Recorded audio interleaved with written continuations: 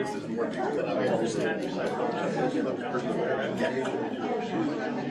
is my 8th year, maybe. I never said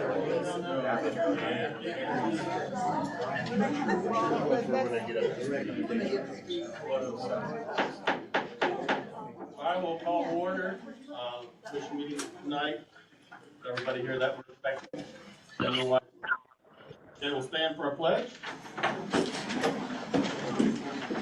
pledge allegiance to the flag of the United States of America and to the republic for which it stands, one nation, under God, indivisible, with liberty and justice for all.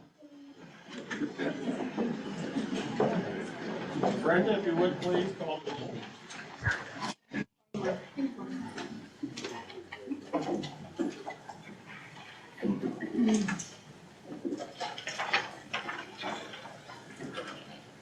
Atkins. Here.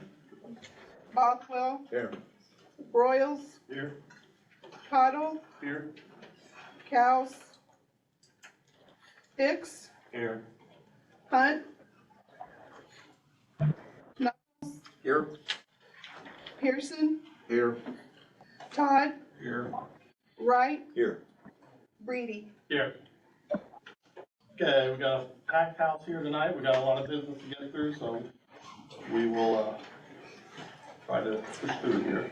So we got minutes to approve from March 6th, special meeting that we had on March 20th, and then we had no meeting on April the 3rd. So we'll take a motion or review of the March 6th meeting. Mr. Brady? Yes, sir. Boswell? I'd recommend that we table the minutes. There are a number of additions, omissions, things that are incorrect. As I've gone through, I hate to enumerate them all, but I've got them highlighted. There's a number of things. Some of it's just misspellings and misstatements. So could we table that action for our minutes to our next meeting? And I have an opportunity, maybe then to talk with Mr. Malott about the concerns. Is that for all, both of them, both meetings? Yeah, and I noticed there are no minutes for the executive session, except it was thrown in, perhaps here with In that first one, March or the 6th, yeah. on the 20th? So, anyway, just some things I think we need to take a look at. So if we could table the minutes Do until. they have any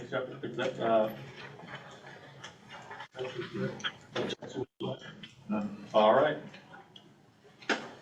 Be busy next month. Yeah. All right. So on the new business, so 4.1 comprehensive plan presentation.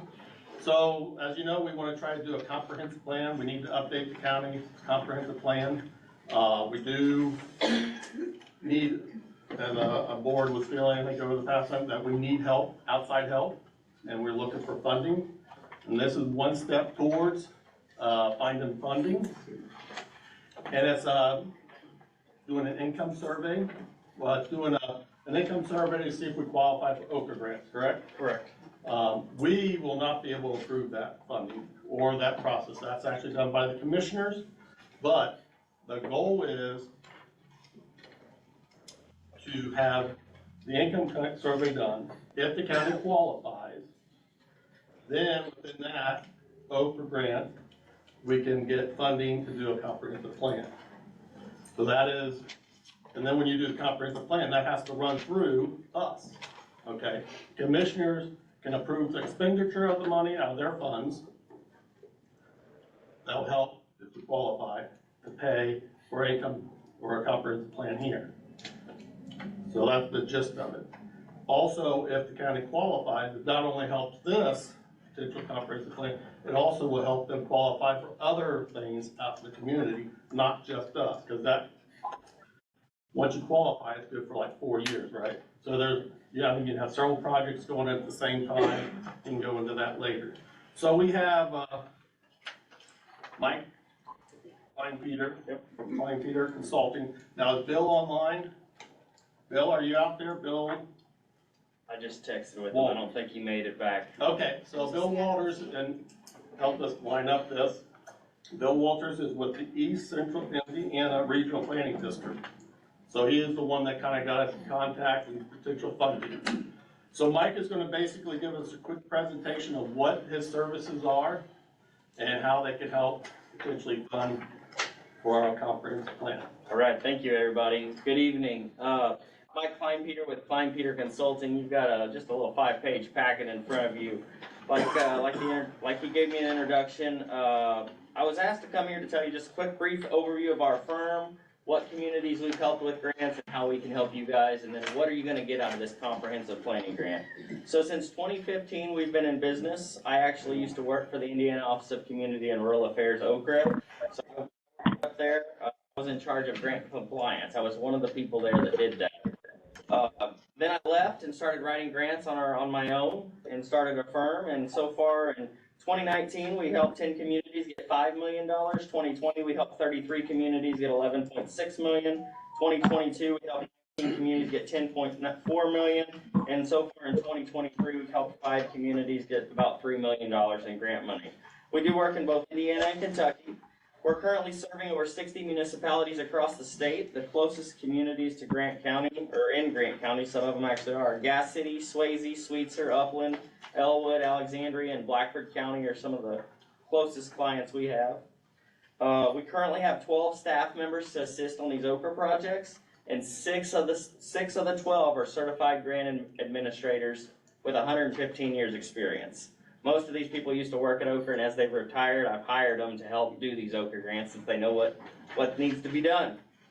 I've got a picture on the next page of the team. There might be some faces people recognize on there because they've been around for a while. But what does OCRA have to offer you guys? We can apply for a comprehensive planning grant in the amount of $60,000. So we get a $60,000 planning grant. What do we get for our money, though? And that is on this white handout you have in front of you. I wanted you guys to see this, because this is what's called... Mr. President? Yep. Yes.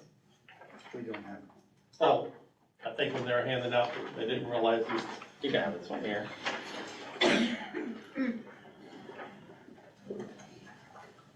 I'll give you. Yeah, we'll share. Sorry, sir. That's okay. We'll share it here.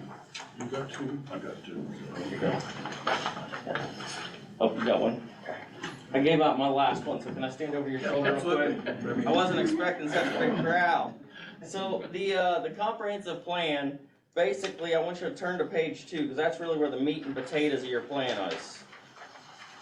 Under section D, analysis of subject matter. So they're going to look at a projection of the community 10 to 20 years in the future, and what do you guys want to see? They're going to look at land use. They're going to look at government and fiscal capacity. They're going to look at public facilities. What public facilities do we have now, and what public facilities do we want 10 years from now, 20 years from now? What economic development activities do we want to see happen? What type of housing, transportation, agriculture? What type of placemaking things do we want in our community? Community wellness, culture, education. And so this $60,000 will be used to hire a firm that'll come in and work with a team of people selected by the commissioners. Sometimes there's area plan commission members on it, residents are on it, business members are on it, and then they have public meetings to get input from the public. So that's kind of the process. It's pretty straightforward. We've done probably about 15 of these in the last 2 years. So we've done a lot of planning grants through OCRA. We have a lot of experience through OCRA. The first step is doing that survey, which we will do. What that is I get a list of every resident in the county. I then have to go into a website, and it gives me random numbers to send a letter to. And I send this letter to those addresses. They respond back. If they don't respond, I have to send them a second one, and then we add more addresses. That's the process in order to access this federal funds. We've done them in a lot of communities. And just kind of want to make you aware of what was going on and let you know up front as we're kind of getting started the process. Any questions for me? How are you paid? Sure, that's a great question. So the commissioners I get paid only if we get awarded a grant for the grant administration. I'll get paid for the income survey just for the cost of mailing and receiving. I charge $5,000 for that service, paid for out of the commissioners. If I get a grant, OCA requires somebody administers it, and the local match will be paid for out of the commissioners' matching funds for the project. So a little bit about the income survey, because Sweetser just went through this and we actually qualified, kind of surprisingly, but we. So the mailing is basically going to say basically this: they need to know an income level, and you got to meet a certain, I don't want to say poverty level, but certain needs level within the community. And the questionnaire is very simple. So if you have, like, say, a family size of 4. Do you make more or less than this predetermined number? Yes or no? The more that you get no's, the more favorable. So they don't ask you exactly what you make. It's pretty anonymous. I got one in the mail when we were doing Sweetser. And then you just mail it back in. So review again how you're going to collect input from residents of Grant County. For the income survey or for the plan itself? To collect information in order to submit or guide through the plan. Sure. So what's gonna happen is we're gonna put a request for qualifications out in the newspaper saying, does any planning firm out there in the state that's interested in working on this plan will submit their request for qualifications. Those firms will then come interview with the commissioners or whoever the commissioners decide is the interview, or you guys. Area plan, it would be us. You guys, you know, there'll be a team put together to interview those firms. And during those interviews, they're gonna tell you how they're gonna reach public participation. Is it gonna be through online stuff? Is it gonna be through public hearings? Is it gonna be through attending sports events with a booth set up? They all do it a little bit differently based on which firm you think would work best in your community.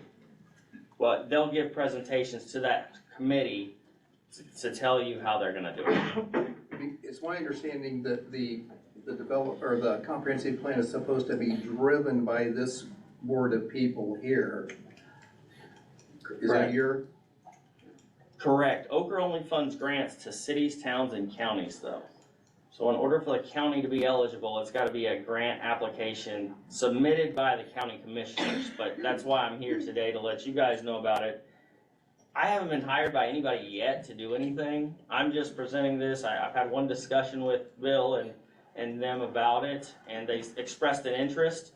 So they said, before we go any further, let's have you here and talk about it, so that way I can answer any questions you guys might have. And did I understand, you said that the grant could provide funding for things other than the comprehensive plan? Sure. And So what would those be? So there's a variety of things, it depends, but to give you one example is you may have saw the COVID-19 grants to businesses that like Gas City received.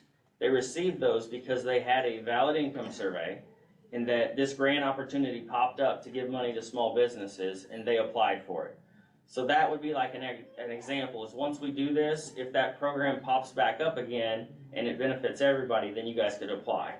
If you don't have an income survey, you aren't eligible. Ochre didn't allow you to go start one and do one prior to going for that grant. There's also economic development planning grants you could go after. They've got a whole list of grants. They've got water, sewer, or stormwater. I don't know if you guys have any utilities as a county. Do you have any regional sewer districts or water districts? No, so you don't have that one. So there's a variety of different things you could look at, and I'd be happy to get you a list of what all Ochre has to offer. So what is it that you're hoping to accomplish here tonight from us? I don't, Chuck, I'd Well, let you speak to that. Basically, we know we need funding to get a comprehensive plan done. This is one avenue of getting those funds.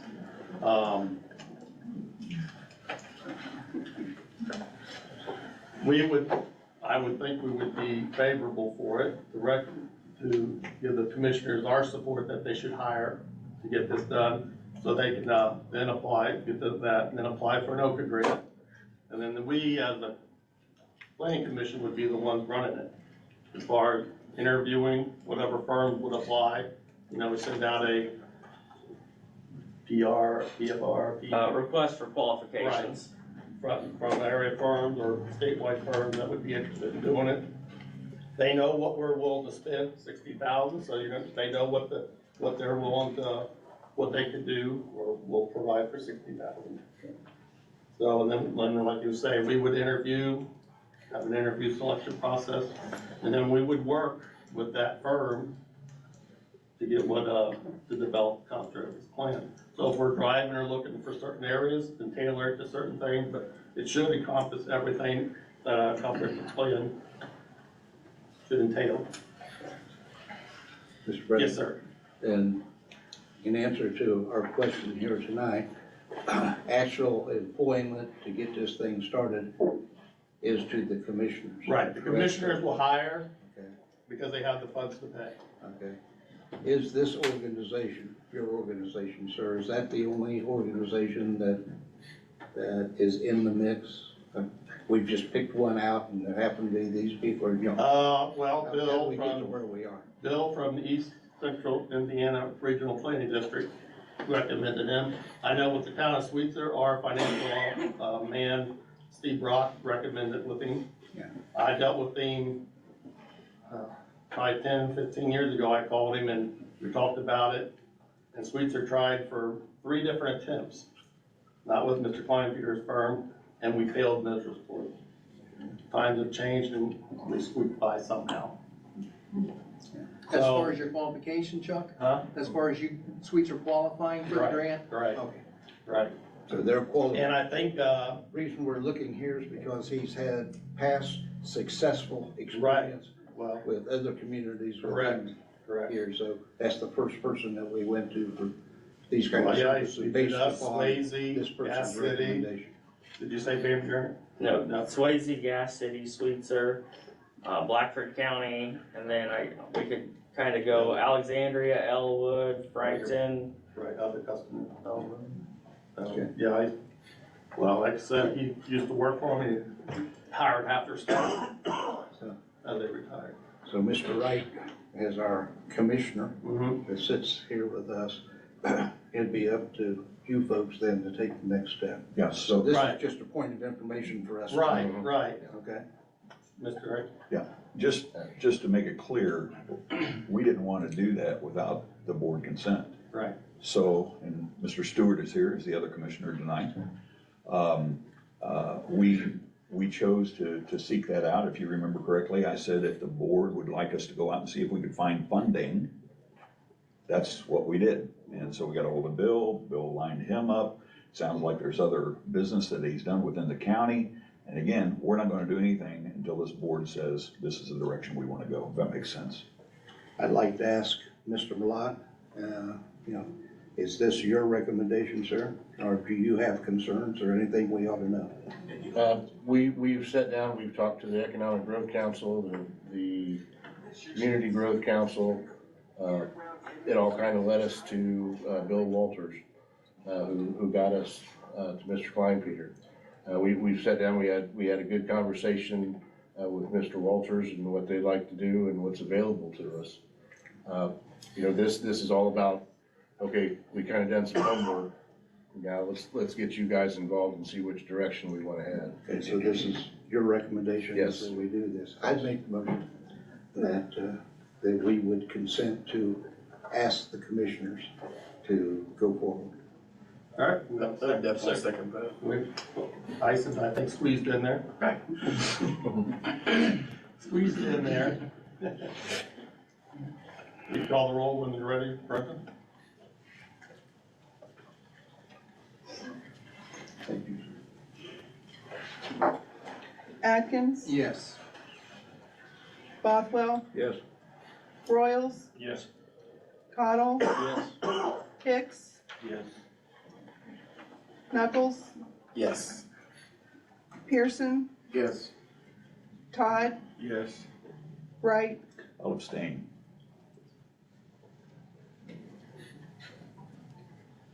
Due to being the commissioner. we have 8 votes, yes. We're good then? Don't need my yes. Yep, we're good. Okay, so just a little recap. So once he goes through commissioner, gets approved, it is a, Mike, it's about, what, a 3-month process between the mailings and certified and all that? Yeah, so the process, will be first, Once the commissioner. once the commissioners approve, we have to send some documentation to Okra. They review it. It takes between 3 and 4 weeks to get their approval to start. So it's something we probably wouldn't get started for 5 or 6 weeks. But we'll be in communication with Ryan to let you guys know. It'll be in communication with the commissioners, and then typically they post stuff on social media and stuff to make people aware of it.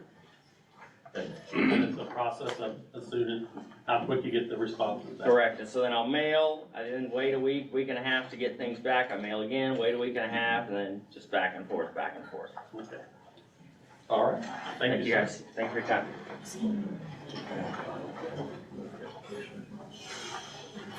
Okay, is our next, we got Stacy Franklin, is she online? Yes. Okay, so our next presentation here is the permitting demonstration. So as you know, we installed new software, actually countywide. You're headed through our department. She's just gonna give a quick demonstration up on the screen. I do believe they're gonna be able to do it on the screen, of how this system works and how it should be beneficial to an area plan. And I can say other departments also can tie into this program. I don't know if you want to do an introduction or try to get her up. She's on, Stacia Franklin. Hello. There we go. Stacia's been working with us since last October 1st on our new software. We've got several permits in the works. We've got a couple that are ready to go. We have opened up our general contractor to start and sent letters out for contractors to start registering onto the new software. Rita, by the way, an introduction to our new permits clerk. You guys approved her last month. Here's Rita Garrett. Her fun job, instead of training her the old system we're getting ready to get rid of, we're gonna keep her in the new system, and she's inputting permits from like 2021 up to today into the new software. So she's only got about 2,000 of them to do. So we were able to keep her busy a little bit. But I wanted to bring Station up. We had talked about getting approvals for different forms and stuff. I wanted her to come up and kind of show what a permit actually looks like, and as far as the building tree. So I'll let her. Okay, thank you. As you said, my name is Stacia Franklin, and I work for Schneider Geospatial and the Geo Permits team. I'm a project manager there. Just to give you a really quick background about me, I've spent the last 13 plus years in planning, zoning, and building offices, and am currently the planning director for the town of Sellersburg in Clark County, which is south. And I was the executive director for Clark County for a while there too. I guess I'm just going to share my screen and just kind of give you a look behind the curtain, which is what I like to call it. So what we're looking at here is what the admin will see. And if you look here in the 6 months that we've been working with Ryan and the other departments, we have been able to come up. Here's our contractor registration. We've been able to develop 3 contractor registrations, including all subs and general contractors that go through the planning and zoning for building, the septic installers, and the tattoo and piercing artist licenses. And then we've also been able to generate and build to going live status 10 Tim, workflow / permits. Some of these permits have multiple permits inside of them. For example, all your mechanicals for commercial structures or commercial replacements of, for example, RTUs would go through those. So in 6 months' time, that's a pretty good count, I must say. And they're all ready to go live. Average was, Stacia? What's that? What was your average? What's your average at 6 months? 6 months, we're lucky to get half that. So everybody, out of all the clients that I'm project managing for right now, I'm Grant County is probably one of my best as far as collaboration, which has allowed this process to be expedited. Everyone's shown up for the meetings. Everyone's got me the material I need to build these things. Everyone's been very forthcoming and open about how their processes are in office. So it's been extremely helpful and has gotten us to this point. So I just want to show you really quick what one of these would look like. So I'm going to go ahead and go into the tattoo and piercing. Ryan was talking about the tree. So this is a simplistic one, but the way it works is each of these boxes are activities that have data entities in them. And so, for example, you always have a starting point with your applicant. We ask all applicants who come in to file any kind of application through GeoPermits that they register as a user in GeoPermits. This allows them to come back in to their application or to apply for multiple permits without having to sign in every time. They will have essentially an account. Artist info, then we have certification, text, and signature. I will give you a preview of what that looks like. All of these are built by our team. And then when the applicant goes in, this is what they see. So you have your certification here. They can sign their name. The date on this, in this instance, is automatic. So the date they sign is the date that shows up here. That's why the date can't be manipulated. That's for any kind of legal documentation or something that could be legal. And then up here is where they can upload their files. The red asterisk means that they're required to. They cannot move past this page until this has been uploaded.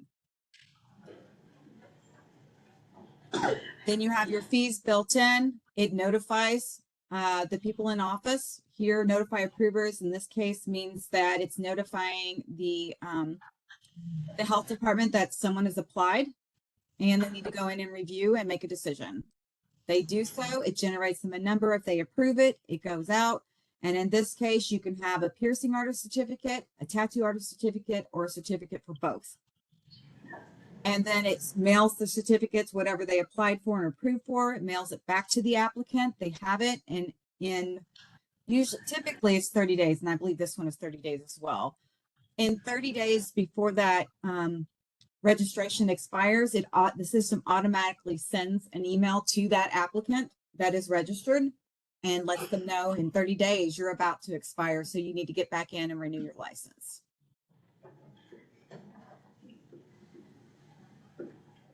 And then we'll come over here and take a quick look at our residential building permits and what that looks like. It looks a little different. So let me open this up so you can see the full breadth of what we're looking at. So if you see, some people call it the jellyfish or the spaceship, depending on but each of these are all options and pathways that applicants take based on what they're pulling a permit for. So if we look in, for example, let's just go a little closer into this little satellite guy. So up here, they're going to fill out some information, and let's just say they're just doing a roof. Well, a roof doesn't need to go through septic permit questions, and it doesn't need to go through flooring and fireplace or heating systems, because all they're doing is replacing the roof. So it allows them from this point, based on what they're applying for, to come shoot down here this way to roof constructions, where here it asks them the pertinent questions that are required in order to approve a roof. In this case, your roof truss material, the type of covering, and then the type of layover. Once they answer that, it goes through here, it generates them a number. They upload any documents that would be required. For example, some of these would require site plans or construction material lists or pretty much anything, homeowner affidavits, etc. They sign here, then it gets submitted to staff. Staff opens it up and starts their approval process.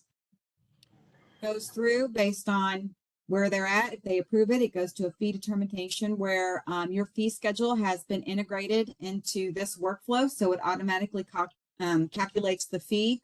That said, most places, until they're comfortable with the system, turn on the option here that allows them to, this is what the fee looks like, but the building fee option here, it allows them to, admin can edit the value. So sometimes, you know, when you have massive calculations for large structures or a lot of multiple calculations, admin wants to kind of look at it themselves and see if there's any corrections usually till they're comfortable with the system. Sends them a payment email to the applicant, tells them it's time to pay. They pay, goes forward. They receive their permit, which is a placard that they have to post, obviously, in a conspicuous place on site. The placard itself, just give you a preview of it. Looks like this. There's your inspection stuff. And there's actually a QR code that can be placed on it so that the inspectors can go to the site and just scan their device over the QR, and it will take them to their inspection modules. And then it goes down where the applicant can request their inspection. Let's say they're ready for their framing inspections. It sends an email out to the staff where staff then schedules the inspector. As you can see, these boxes change color, and that depends on the role. The permit clerk is the one who schedules the inspections, but the one who completes the inspections and approves or denies the inspections is the area plan inspectors. So if they approve them, it goes on to their C of O admin questions, and that's for the admin side because of the color of the box. Goes down.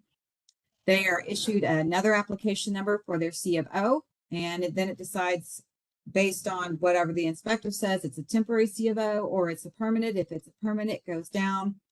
Sends them an email with their C of O attached to it, telling them that they've passed everything and it's good to go. Past inspection, you have a 60-day pass, 120-day pass, and a 180-day. You can see these are all scheduled emails. So these are emails that are sent out to notify whoever needs to be notified that, hey, we've hit our 60-day mark. You know, have you scheduled this inspection because you're about due? So it adds a little bit of project management on the side. Ultimately, what it does is it creates an efficiency and it also expedites permits. Some permits don't need to be held for 2 weeks. If you have a massive, you know, $1 million Amazon warehouse, yeah, you might want to review that for 2 weeks. It might take 2 weeks or more to get to the permit. If you're replacing a roof, it shouldn't have to. So last but not least, the plan to go live is a staggered approach, which is the recommendation. And Ryan and his team have already got on it. They've been registering contractors. So if we take a look at our list of applicants, you can see here, they've been testing and entering in old permits to get caught up to current date today, as well as contractors. I think we could probably go over here and see ILPs and GCs, which is your general contractors, your ILPs, et cetera, et cetera. And once they're comfortable with that, then we will start opening it live to the public. This is what the homepage looks like, and it will look like to the public. And they're separated by the permit type. So you have code enforcement, your violation complaint form, your environmental health, your food services, other applications. This is actually one that Marcus and his team, your IT group, did themselves. Contractor registrations, which is general and subs, and then your environmental health registrations that you have to do. And this can be added on. You can add however many permits you want to add. We've got some places that have up to 60. So that's pretty much the It's a lot of work that's been done in a short period of time. It's a lot of information in there. I know in my area, I started with geo permits. I hired them because of our GIS mapping was integrated into the geo permit system. And currently, right now, we actually have 75% of all the municipalities within our county's borders have also obtained geo permits, and the feedback so far is extremely positive. Developers, contractors, once they learn the system one place, it's the same the next place they go and the next place after that. They also love the idea that they can be notified via email as reminders that they need to get on the ball with something. It helps their permit coordinators and their clerks a lot.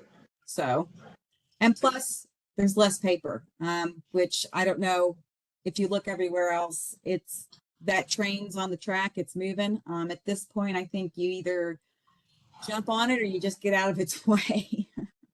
So, but anyway, that's it. I appreciate Ryan and his team working with me on this and getting us to this point. And obviously, if you have any questions about this, I'm open here, or you can get a hold of Ryan and send them to me. All right. Question. So what happens in the event that a contractor, developer, or a resident applying doesn't have the tech skills to be able to use this format? They can still come in and do it like they did. They can call in, phone, they can get the forms off the internet, fill them out and bring them in. We've got a laptop set up in the front of the office, so as we roll out like residential permits, as people come up, Rita and Katie can actually say, hey, great, let's go over and show you how to do one. Okay. We're looking at, again, a real soft kind of, where are the hurdles at, where are the blocks at? But when we can get going, we're hoping to get 4-H fairgrounds, go out there and have contractors, invite contractors in to register, go over the system. But again, we'll have, as they come in, we can show them how to do it. That looks real complicated. On the flip side of it, it's a lot of yes or no, this or that. That's following that tree down. So on this end of it, it looks difficult. On the other end of it, it's pretty simple. Well, the reason I ask is the reality is not everyone has access to the technology to be able to do this. Yeah. But we would still be able to go the way we do it today too. Does our contract with Stacia include updates and those kinds of things? We know technology changes, Yes. dramatically from 6 months. This may be obsolete in, I believe a year or whatever. Does what we've already paid, will that pay for updates, or will there be?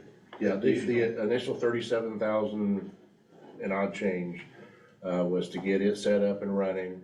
Also to get all of our current, all the way back to 1997, we'll have a legacy poll that will pull all of those permits and get them into our new software. And then I believe we pay X amount per year. Well, the commissioners took on paying X amount per year to maintain. I believe that's like, Keep it updated. yeah, I believe that's like 5,000. So it's all included in. Yeah.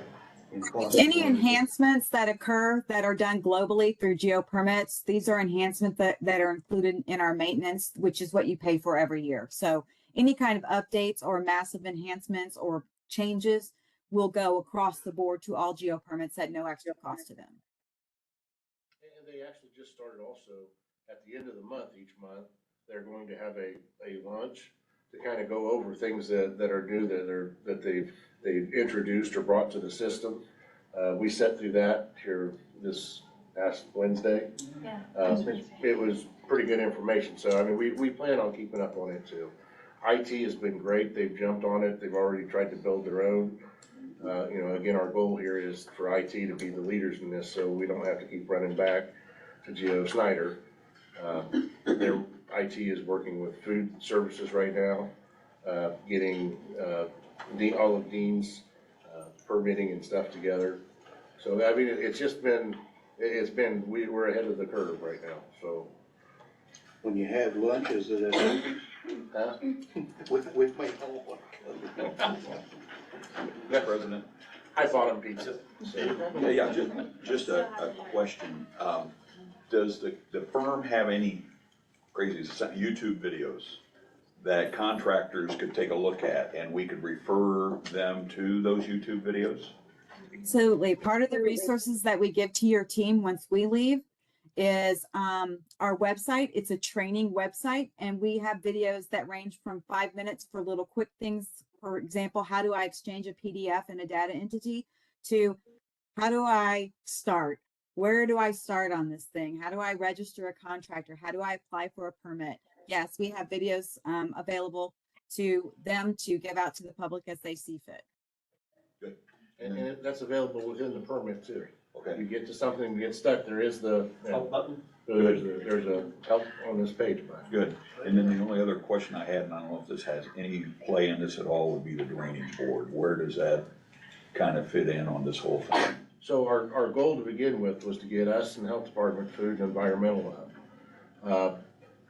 For Highway Department, Drainage Board, they will all be able to get onto this program at zero additional charge.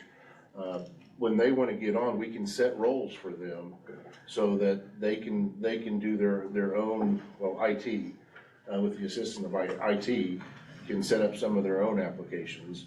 So Highway Department and Health Department, when we're about halfway through that residential permit, it automatically sends emails out to both that, hey, we need a highway cut permit and we need a septic permit. So it sends it to them. They do their portion of it and it sends it back to us. But again, it stops that permit until we've got those approvals. So we've had, the assessor office has talked to us about wanting to get the plans and stuff for the homes and everything into the system as they go around, and I'm sure everyone don't want to hear this, but as they go around and look at homes, they're looking at the outside of the home, but they don't know if it's a 3-bedroom, a 5-bedroom, is there a basement? As we roll this out, all of that will be available. I mean, with the QR code on the permit, you can take your phone and there's everything on that parcel number in your hand. So, as you can tell, I'm excited about this software just for what it's going to do for us. You can hold that part off the film from the assessor. Let's do that Any last. other questions? So, I know when we first were looking at it, it was just mainly to help us, but we're seeing it's gonna help the county across the board in the end. So I think bringing us up to the 21st century. So that helps. Any other questions, or we'll let her go? Thank you. Thanks for all your help. Thank you for your time. Okay,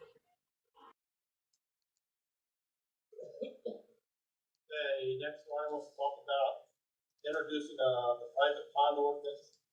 This is just to give us a general gist of it, and then we'll set a public hearing for our next meeting, actually, have a public hearing. Similar to what we did with the DMVs a couple of months back, it was basically carry on and trying to clean up some ordinances. So, this goes along with the two of the text amendments that we recently sent through, which is your grading permit and your restrictions along streams.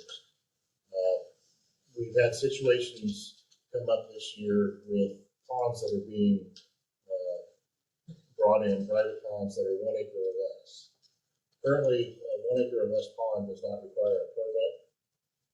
So area plan is not monitoring that, the drainage board is not monitoring it, and our health department isn't there.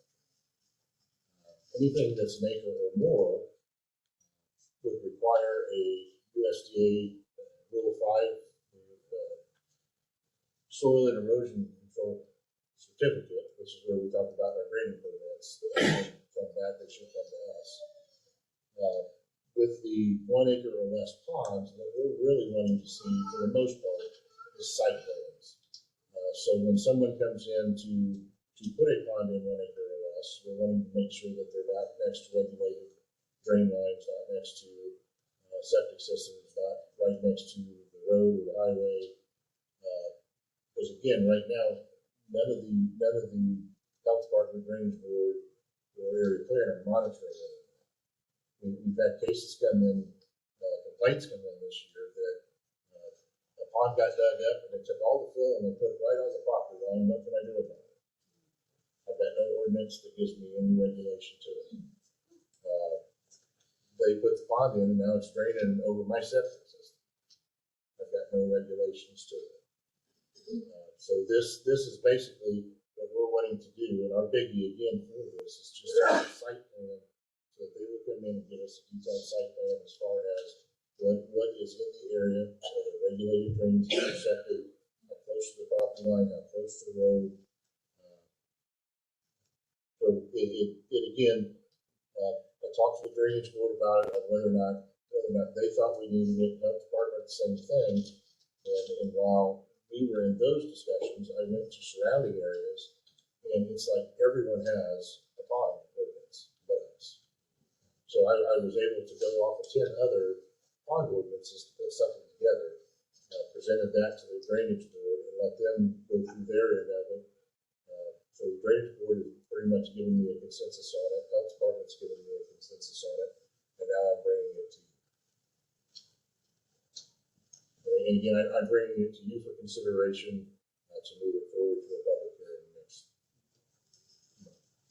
So currently we have nothing, so this will take that long to relate to the state code.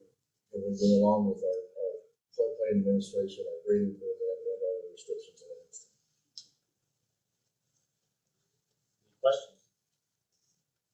So I would say recommend to put it on for a public hearing at our next meeting.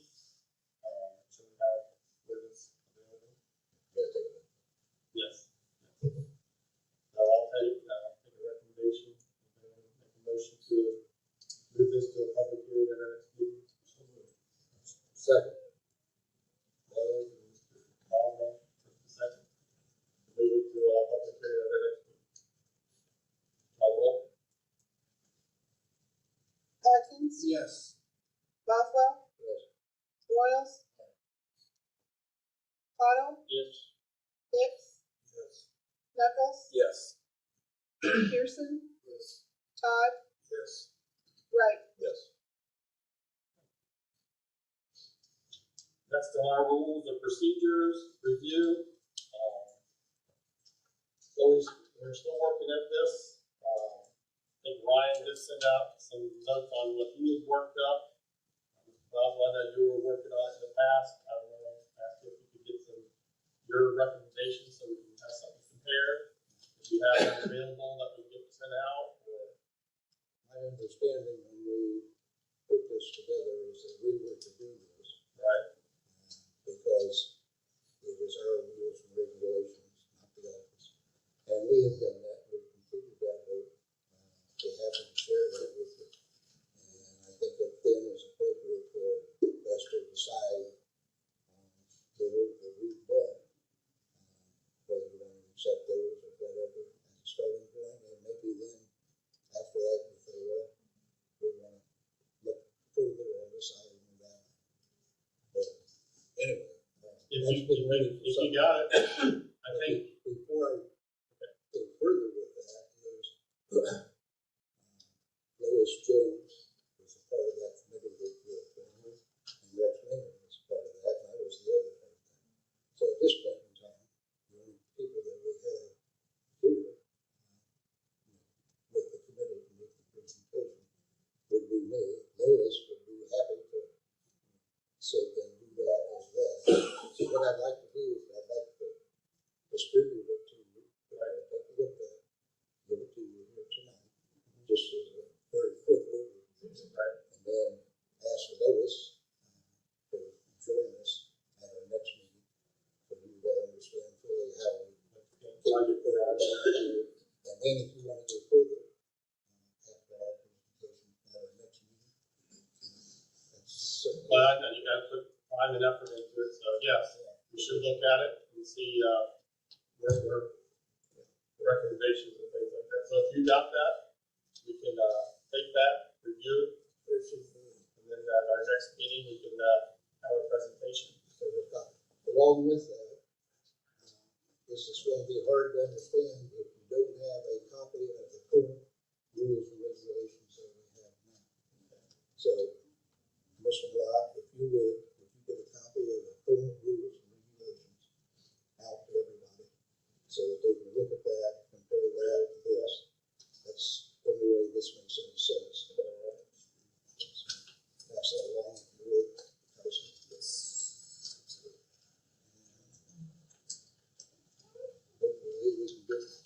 Yes, so this would be good, if we can get this accomplished over the next, I know our, BZA, they've been taking a little bit out of track at it every meeting, a little bit, it seems like.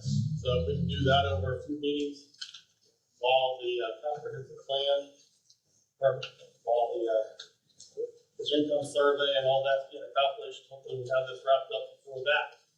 Finalize this on the comprehensive plan. Along that line, if I could add one more thing. In my experience with my profession,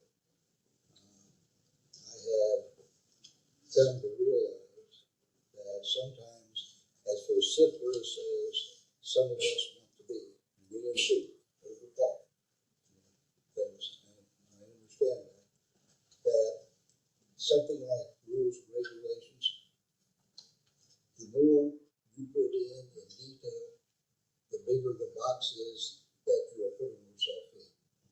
So if you want to have opportunity to make decisions as times change, you don't want to be boxed in by more than what is necessary. So just kind of keep that in mind. Some gray area, but not The too simpler and the less in a situation like this, the better. Whether you let me or Ryan or you or I don't know who has. Ryan and I both have the same problem. We talk too much sometimes. So, Well, thank you. less is more. So be thinking about that as we go. You don't want to box yourself in. All right, so look for an email from Ryan for the current rules and procedures. Take this, work your way through, make some notes, and then we'll start discussing it at our next meeting. Not ask for this thing, but I don't see why not, she was heavily involved, is she available to stay? pardon? Is she available to stay? I mean, She will be there next week, I think. I don't have an objection to that. All right. Okay, we'll move on to docket, 4.5, it's a public hearing, right? For Warner Foods Incorporated out of Fairmount, they're wanting to do a rezoning from R4 to general business. The application, this is a public hearing. And with the public hearing, we do have some standards we need to follow. So first up with the presenters that applied for the permit. They will have 15 minutes to present. Reasons why they want it rezoned. Then there'll be a 25-minute rebuttal as far as people opposing. And then after that, 10 minutes goes back to the presenters. Got filed for the petition to rebut. Generally, once we get past the presenter, you should try to keep your comments that you're supporting for or against in like 2-3 minutes so that as many people as possible can make comments.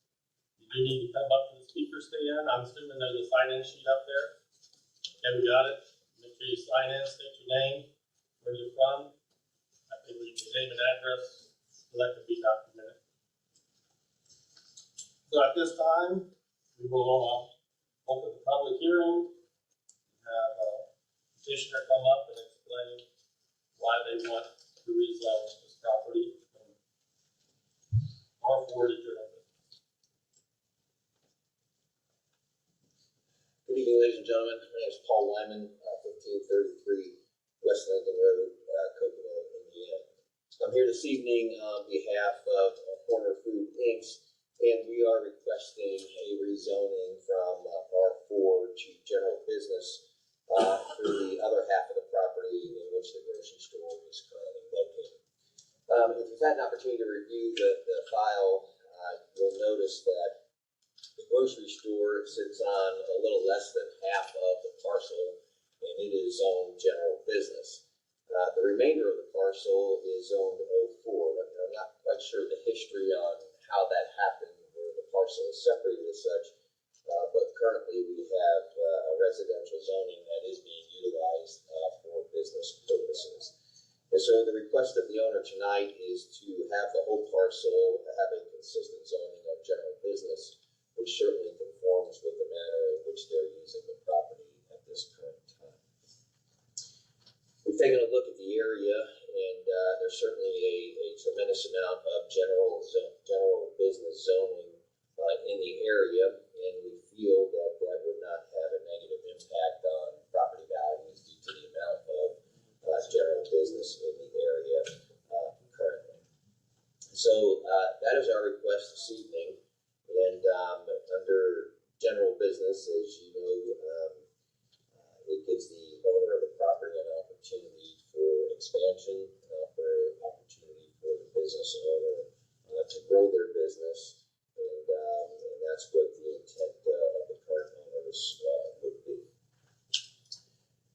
asking for your approval this evening. I'm certainly glad to answer any questions that you all may have in regard to this. And we'll start with that. You guys have any questions? Do we do questions now, or should we have, I'd like to ask a question to it if we could. so Fritz is fine for that position? I understand that you are here as the applicant, but it sounds like you're speaking for someone else. I'm wondering why that, you're not the owner any longer, is that correct? That is correct. I'm not the owner. I am representing the applicant tonight. They are clients of mine and have been for a long time. They've asked you to be their spokesperson. Yeah, I handle a lot of business for them and some of their rezoning efforts as well. And so, who is the owner? Can you tell us more about that? Yes, it's Horn Foods Inc. Who is the owner? That is the owner of the business that is currently open. And your relationship to that? Their clients. And so, the gentleman that signed this as the owner, Mr. Singh, Yes. what is his role? Mr. Singh owns the grocery business that's there and is planning to continue to operate the grocery business and have the opportunity to expand it. Do you know what that expansion is to be? I didn't see anything in there. Yeah, there's lots of possibilities of what it be expanded to, and I think most people here tonight, because they've been hearing about the opportunity to expand for some gas pumps on the property, which is certainly one of the possibilities. We've looked at gas pumps to see if it would be realistic on the property, and we feel that if that is the case, that Mr. Singh decides to go under a general business, that there'd be 3 gas pumps that could be placed there. But it also gives them other opportunities under general business for other expansion as well. So there is no intent at this point to just leave it as a parking lot. I don't want to say that would not be an end result. It's certainly a possibility. But tonight, from our standpoint, we're really looking at this from a zoning aspect that, half of this property is zoned residential, which is really being utilized as business. And we just feel that it fits within the business zoning of the area. And so from a zoning standpoint, obviously anything that Mr. Singh would decide to do with the property would have to go through other processes, whether it be a site plan approval and all those sorts of things, which is where we could certainly have the discussion about what that expansion might be. Does Mr. Singh have other properties? Yes, Mr. Singh does have other properties, lots of businesses around the state of Do Indiana. you have any idea what, where, that sort of thing? Oh, sure. I mean, he has everything from the type of grocery that it has now to gas stations to apartments to all kinds of different developments. And he is the owner, but he goes under the name of, Yes, that's the name of this business entity that so one of his businesses would be the street market on 30th Street. the grocery store that's there, that's correct. In Fairmount. And Fairmount. I'm talking about the other man. Oh, I'm not sure if he has that. I've not done any work for it. Kind of confusing to most of us. We know Warner's Food Market, but they have expanded to Fairmount. He purchased the Fairmount business. So he purchased the Fairmount business. Correct. And has nothing to do with the one. I don't believe that he does. I've not worked on that transaction with him, and I don't believe that he does. I think he just purchased the one in Fairmount. I'm sorry to be problematic with you, sir. But Oh, you're it's just problematic. that we don't have enough information from the application, that's what I'm saying. Oh, sure. Yeah. You're not being problematic at all. He owns the one in Fairmount. He only owns the one in Fairmount as far as the Warner's Food Market. Correct. But he does have other, Many developments. Mr. Singh has lots of developments. Yes. you don't know how many, I don't know the total amount. I've not handled every one of those for them. I've been involved in quite a few of them, but not every one. It's like I said, it's a pretty vast network of opportunities.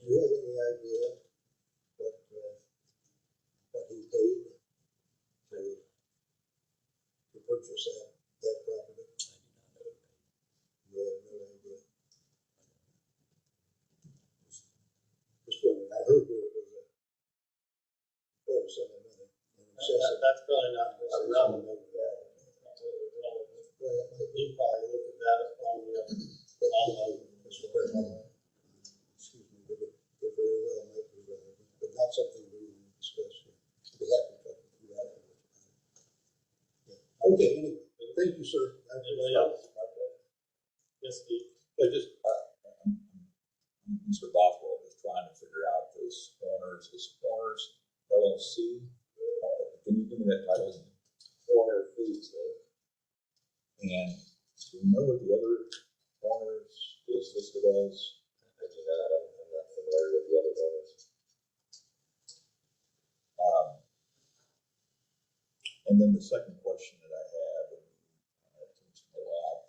when it comes to doing a zoning, again, we don't really know a lot about this business. And so if we do this over to the zoning for what they're looking for in the business, what all fits into that? Business. General business this is the general business district providing for all types of business and services, uses including warehouse and storage facilities, as well as some light industrial operations. Is our district description. If we're looking at the R4 calls for this is medium density residential with single, two-family, and multi-family residents permitted. So I'm just Your R4 to I guess I'm just trying to get down to what can be put into a general business. It is the most, we can get into the land use to it, but it is the largest category for uses. So again, without knowing Mr. Singh's other businesses, anything can be put into it, is that correct? So bars, As long as it really. bars, strip clubs, anything that he would want to put in there. And I'm not saying that that's the way it's going. We just don't know enough about the person going in. But those things could be put in. Again, I would refer back to the land use table as far as what exactly you can do in it. I don't want to speculate. No, and I'm not either. I'm just trying to understand because there are a lot of people here. Strip clubs qualified under your general business land use in that area? I don't say Well, no, I just think it's important. And again, I'm just asking the With all due question. respect, Mr. Wright, I mean, you Yeah. have a pretty inflammatory topic, and I think Well- it's fair for the record to reflect whether that's actually eligible to go there or not. So I think we have to get that answer. Yeah, and again, I'm just asking. No, it's a fair a question, but It's a we question. deserve an answer to it in a public setting. Yes, absolutely. Okay. Absolutely. So if you don't mind, Mr. Reed, I appreciate we can take a moment and look at that. I appreciate it. Because I know when I was on the city council, we had to deal with some of these zones. And that was some things that was brought up to us, and that's the reason I refer to that as that. Sure, no, I understand Because the it's a question. residential area, I- and we're trying to figure out exactly what other businesses that Mr. Singh has. I You can't answer that. Well, I can tell you. he That's doesn't have what I'd like to know. is how many- I have answered it for you. Okay. He has other grocery, gas stations, apartment complexes, developments. He does not have any strip clubs. Right. Okay. No bars, no. No bars. Just trying to, because we don't know this gentleman, and I wish he was here tonight Well, to represent himself, and I know you are as well, but just not having him here is kind of one of those things where we don't know, as a board, what's in front of us. We have partners here, we have family members here, and I can assure you. There's partners here? Well, yes, we have family that's here. Okay. Yeah, that'd be great. Yeah, I'm sorry, Mr. President. We would have to get into the NAICS, our land use table doesn't have adult entertainment or strip clubs specifically in it. Without going up and down with the Well, I can assure you that's not gonna be here, and, if there was a way for you all to restrict it, then I would be open. I mean, a motion that said, approval without a strip club, we would be open to such a thing, because that's just not the intention. Okay. we can put exclusions on it, right? Well, we're only making a recommendation that you have a fair amount has not what I say. Right. Yeah, this process, as you all know, this is for the zoning, there's still other steps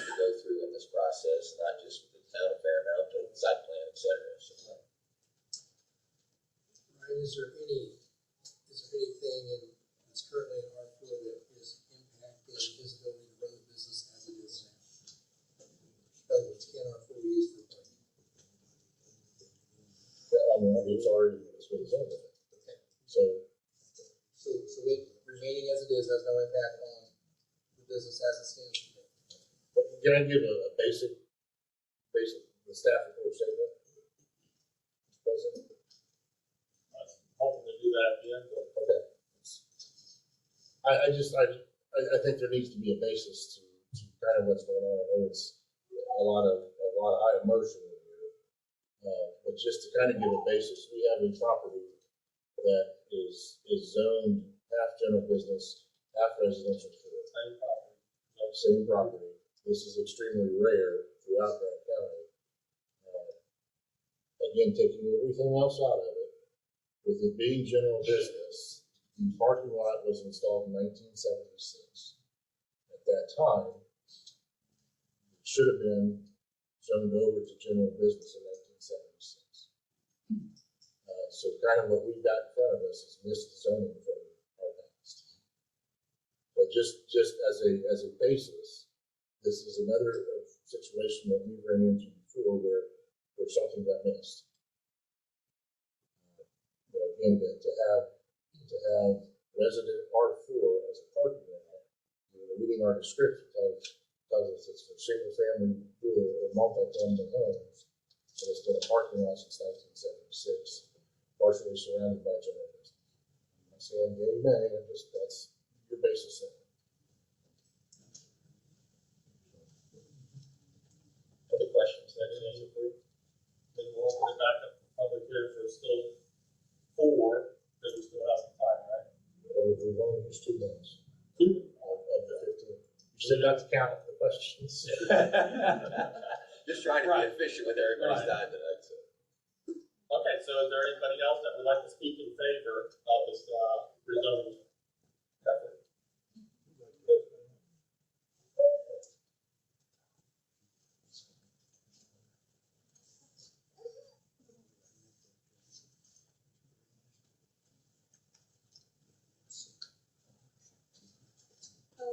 Hi, I'm Jada. I grew up in Fairmount until like middle school. My grandparents still live there. My husband runs it, partner owner, all of that. Like, I make sure that he's making the best things out of that store because my grandparents live there. Like, my grandpa's in a wheelchair, she's got oxygen. Like, my grandpa Walker, Griffin Jr., a lot of you from Fairmount probably know them. Like, I make sure that he's not just listening to what everybody says, and that he's making good family choices because I know how Fairmount is because I grew up there. So it's not going to become anything crazy. It's at the most they're going to get some gas pumps. Like, I love Jameson's days. I know that's what a lot of people were worried about was, oh, if they put gas pumps, Jameson is going to go away. It's a giant parking lot. Like, they're not going to put like 20 gas pumps in there. They're very efficient. Like, he's trying to make sure that he can also do good in the community by doing things like, we have our kids' birthday party at the Fairmount Shelter House every year, because I love that building. I love that it's right next to the park, the little kitchen it has, the little setup and everything. And like, we noticed some things missing, so like, he's gonna go in there and offer like, hey, do you want me to have some money donated to fix this ceiling tile or the sink that's messed up? Like, it's a family business that technically is owned by a man that has many, but he does everything. Like, he has kept all of the employees. He's listened to what they say. Like, he's not some big meat man that's turning over to take over Fairmount. Like, it's going from a man that has many businesses to he runs that one store. He's there 7 days a week, whatever hours they need him. And he's there to make money for our tribe. Now, that's what a lot of the opposition is about also, is that there's that place across the street that's family owned. This is also family owned.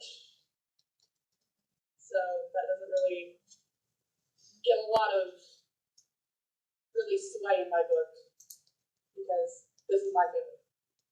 This is our money. I have a job too, but like half of it.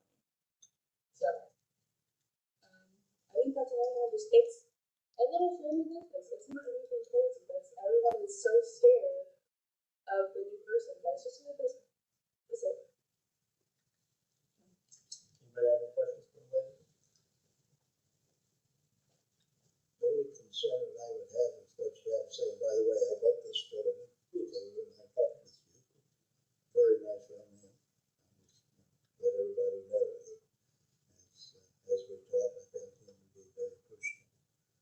question I would have though is that, as I understand it, you are the manager of this store. You're not the proprietor of this store. So from our point of view, we understand that we've got to take a look at the owner could at any time decide to sell your store, and you may get moved to another store or whatever it happens to be. But it's not as though you were the city proprietor. That'd make a whole lot of difference.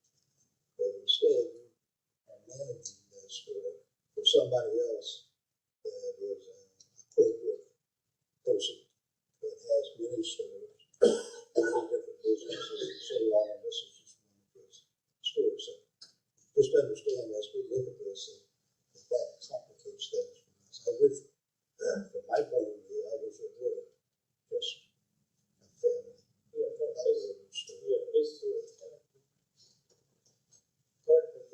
myself and I'm the founder of that business. I mean, he owns a bunch of business, but I don't.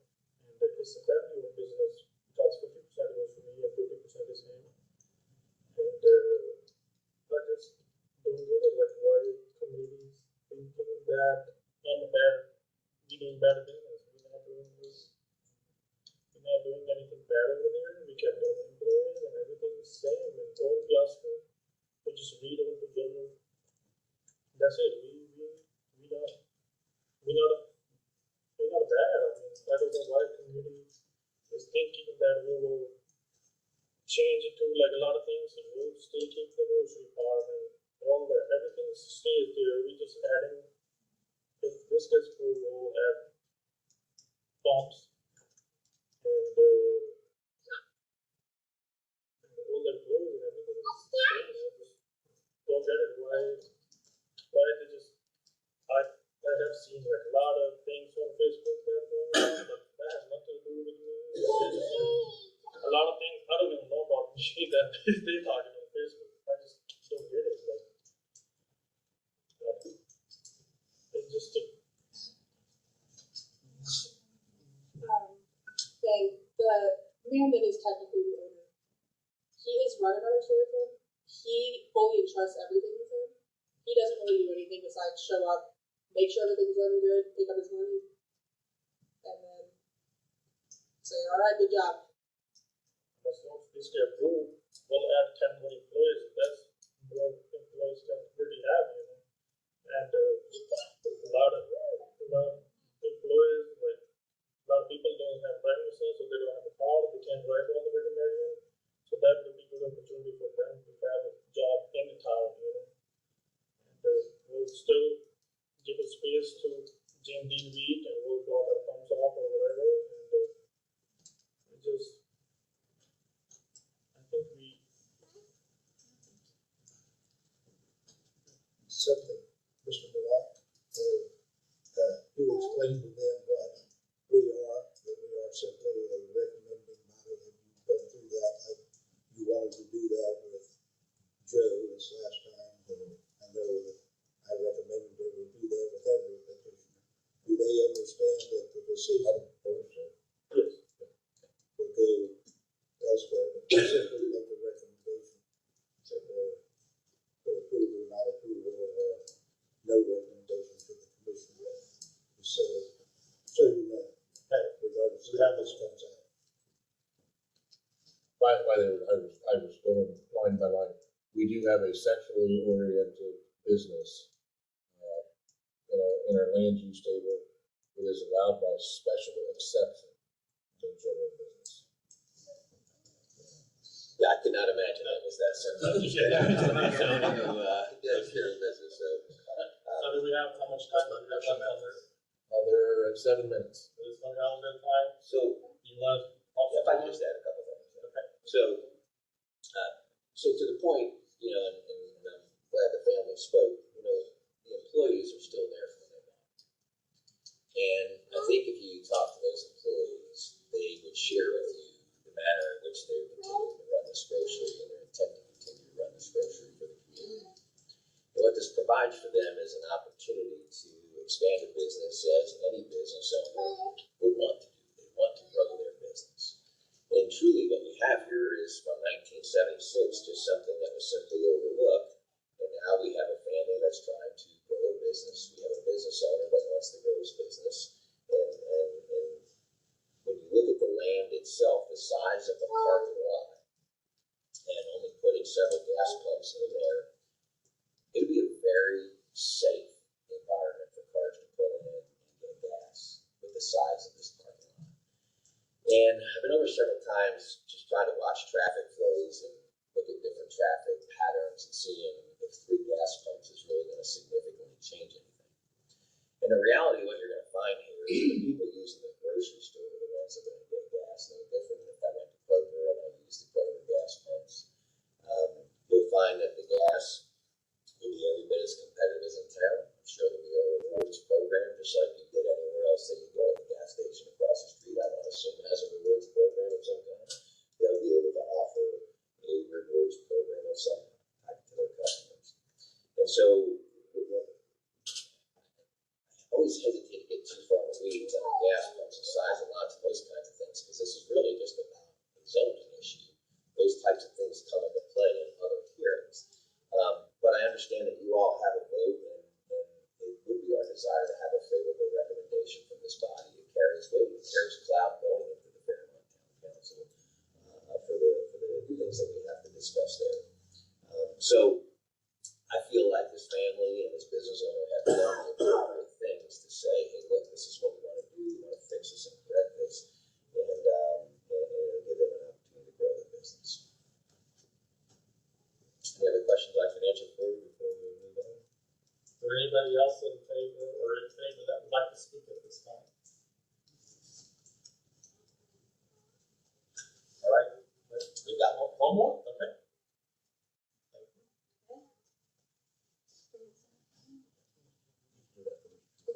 My name is Rosella Whitten, and I live in Fairmount. I have my whole life, and I'm currently employed at Lucky Store. And so far, he has been a great boss.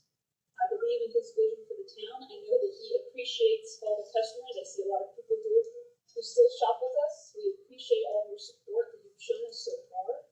We hope you will continue that support.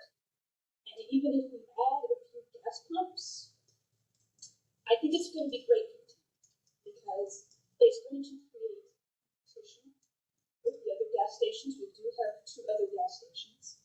The competition is great for consumers because it keeps the cost down. It will lower the prices and things will get really nice for everyone. Now, Fairmount is considered a small town, but we do have a lot to offer. We have a lot of businesses. We have similar businesses. We have 2 coffee shops that people go to. We have 2 banks. We have 3 places that people can get pizza. We have options. We have variety. This is just another way to offer another service and to offer another option for people. So I just see the plus side. I see the benefits. There's reasons, and like I said, we are a small town, but we are the hometown of James Dean. We are a tourist attraction, so we get a lot of visitors that come through. We have another James Dean Museum that's coming right down Main Street. I think that's going to bring a lot of traffic, so I think that that's going to make people from all over want to visit. We have people from all over the world come to our town already, and I think that they're just going to keep coming for that, and I think it'd be nice to think of ways to accommodate for our visitors as well as the residents. I've lived there my whole life, so I'm a resident, but I also know that keeping the people who've come through our town happy keeps them coming back to our town. And that brings business to all our businesses. That's good for everybody. I know people hear the word competition, and they maybe think that it's negative, but it's not. Because we actually, places that I mentioned, the pizza places, they do business at our business. They have accounts there. So we support people that are our competitors. We sell pizza at our store, but we support our competitors. So competition is something that we're all in it together. So that's just those are my thoughts. I appreciate you listening to me. Thank you so much. Any questions? Thank you. Thank you. Anybody else? Happy moment? Anybody else? I got a question for one of them. How long has this business been under new ownership? 2 months. 2 months. I have one question. Should this not be approved? I think what we're talking about all here, that's just gas pump thing, kind of thing. So we're apparently talking about adding gas pump or not having gas pump. If we don't approve this tonight and the commission can turn it down, whatever, would there be an intent then to close the store? Would the business as it exists today go away if this is not approved? I can't imagine that he's gonna close the grocery stores. So actually, there would be no loss as far as the community is concerned from where the situation is now. It would remain as it is. Well, first of all, I can't sit here and guarantee you there would be no loss, but perhaps the loss would be in not allowing the opportunity for growth and expansion. And we could look at loss in a lot of different ways.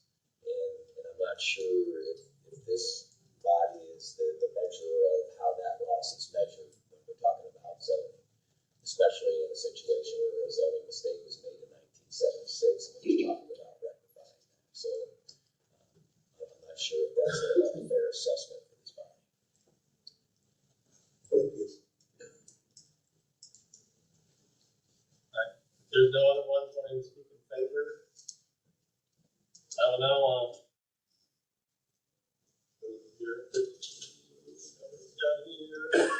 up to 25 minutes of voting.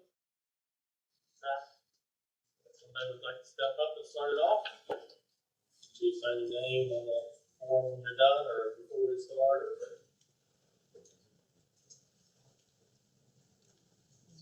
Are you gonna allow segments or just? While they talk, if you got questions, raise it. You've got a room full of people that they wanna talk. Well, I say, keep it, what do you say, 2 to 3 minutes? Keep it moving. Good evening, my name's Aaron Cotto. I won't be cryptic. I own Hometown Express, convenience store in Fairmount, Indiana. I've been there since 2007. I purchased it from Rick and Kathy Savage, who are also local residents. Tonight, the community is faced with a choice, and the problem is, according to NACS data, 2,225 people per convenience store in the U.S. is the average. Currently, Fairmount has around 2,600 people. So that already kind of puts us at a deficit of what the national average is. So if you were to put a third location in Third Pump, that's around 867 people per location. I've been through this before, guys. I had a location in Upland, Indiana. Very similar population statistics, which is now the co-op there in Upland. And the residents of Upland will tell you that store's turned over about 10 times since I've owned it for almost 10 years. That's what we're looking at. This is my life. But these guys are effective. They can continue on as a grocery store without any issue. It's going to affect my kids. Everything else. So, excuse me. It's not the direction I wanted to go. I've also sold to organizations with this type of organizational structure. And Mr. Ball told you exactly right, Mr. Wright. There is somebody at the top, and ownership changes hands periodically. That's not what our town needs. It is not what we need. We started this conversation with a lot of cryptic answers. It was just general business. Where'd we end up? In 5 minutes, we're back at gas station. That's the honesty factor right there. So, excuse me. Very difficult thing. It's not what I signed up for in the bike business.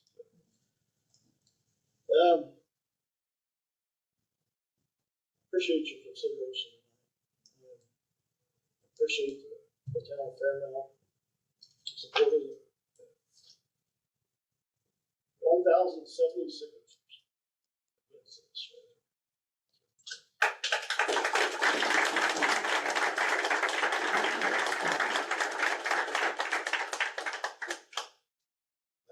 Anybody else would like to step up? Or I mean, there's opposition to this? The petition probably should be given to Mr. Malott for the record. You have copies, so you take it to the next meeting? You have a copy of that. For Fairmount. You may have it already. That looks like a copy.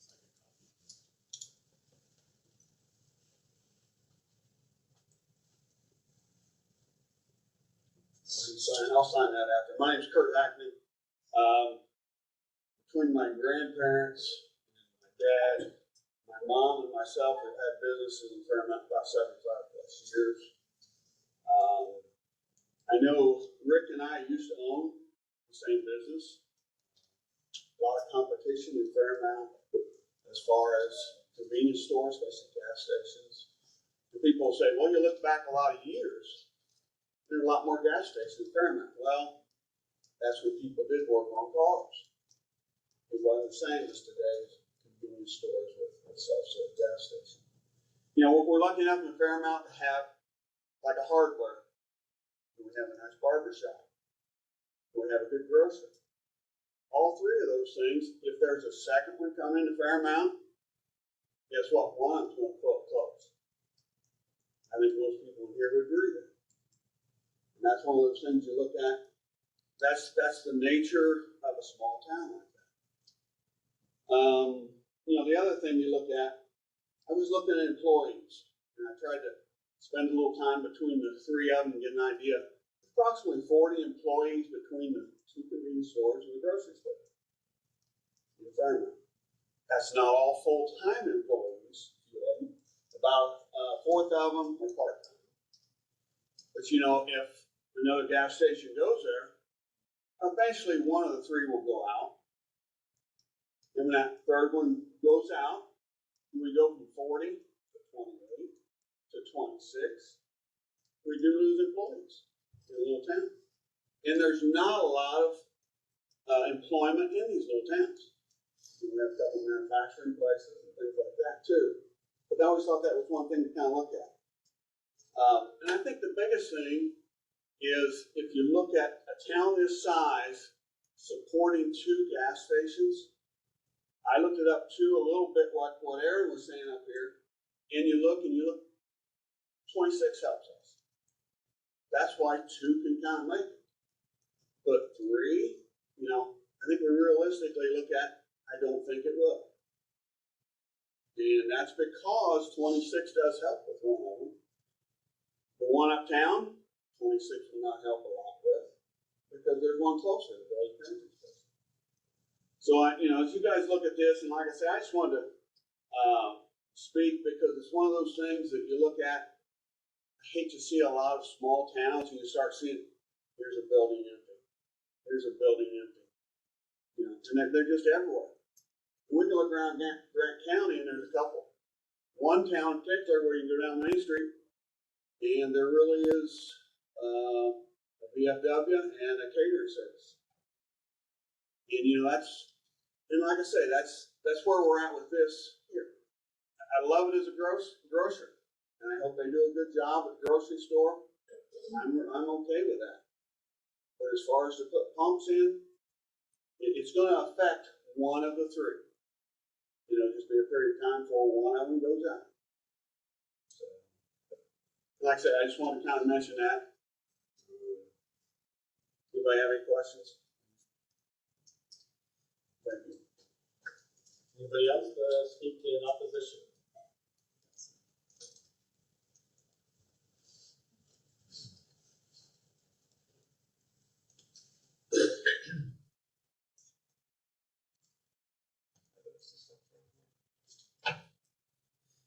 Hello, everyone. My name is Jodelle Callahan. I'm a resident of Fairmount, Indiana. I'm here to voice my opinion as to the rezoning of the land situated on our grocery store parking lot.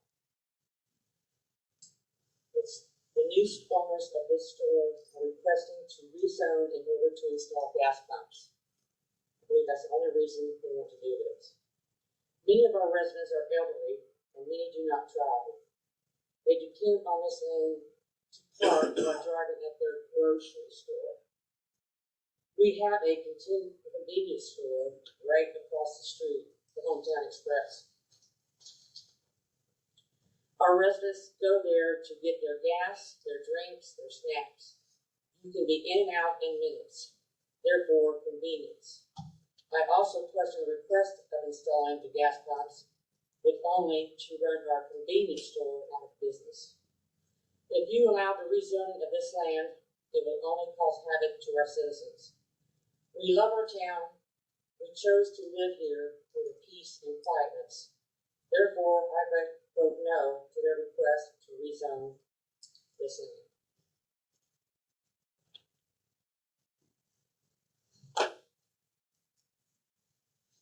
Anybody else?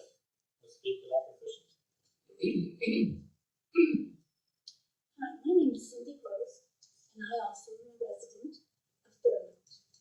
And I don't know how relevant this is, but the parking lot end of that area where the grocery store is at the very end of the business section of our town.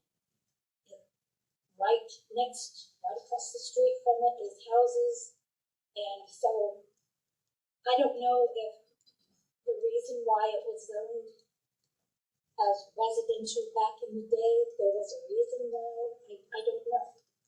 But I feel like probably there was, or it would have been overlooked. The other thing I have a question on is, this is a 50-50 partnership, is what I understand. And one of them works the store, one of them is the money man. That's my understanding. Let's say the one with the money decides he wants something different. I know there would have to be a tiebreaker if they disagreed, but I'm just putting it forth what would happen, what generally happens. And so I oppose the rezoning. I feel like it was done that way for a reason. We live in a quaint little town. That's part of the charm of living in Fairmont. And we kind of like to keep that because that's part of what brings in our tourists for the James Dean, for the car rentals, for things like that. James Dean is one weekend a year. One weekend. So having 3 places for gas, it's just not financially feasible in my opinion. So I don't know. Is there any questions? Anybody else would like to come up and speak with opposition?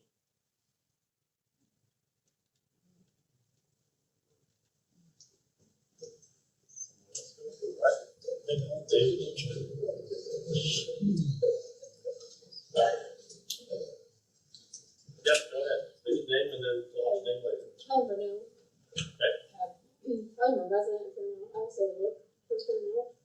And I would just like to ask a couple of questions regarding the zoning itself. It is residential at this point, I understand that. Has anybody looked at EPA, or has anybody else argued if there's a reason why this is residential? Has that been discussed prior to this public meeting? Used to work at the store in the Ford agency. Yes. And there were houses. Yes. That's why it's residential. Okay. And so what we got here is, the first house near the grocery store got knocked down and gravel paved over. Mm-hmm. And then somewhere along the line, the second house went away. Mm-hmm. And it's been suggested that this is a zoning mistake, but it looks like actually, it seems to me kind of a way to get around the zoning. Since I'll just pave over this, okay. It's next to a business, it should be business. That kind of supersedes what we do here. Mm-hmm. Which seems not the way we should be going about it. Also, if there would be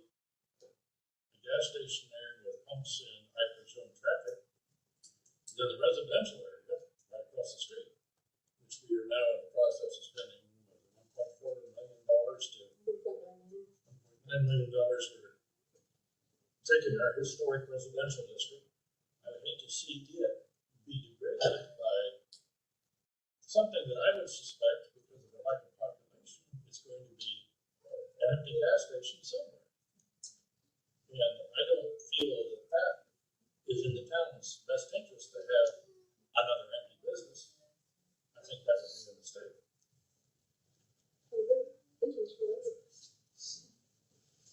Did you sign it?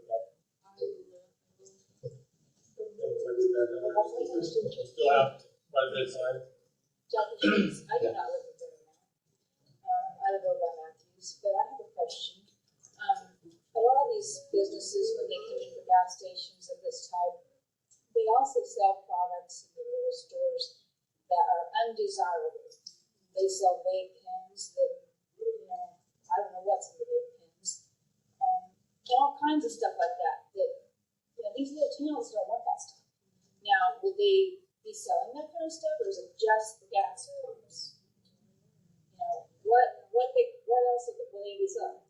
Is there going to be another little building there just for the gas pumps, selling these odd things? Because I've been in other gas stations, like one in Upland, and it's like, oh my goodness, everywhere you look, there's all kinds of smoke stuff, things that should not be. So, what else is going to be there besides gas pumps?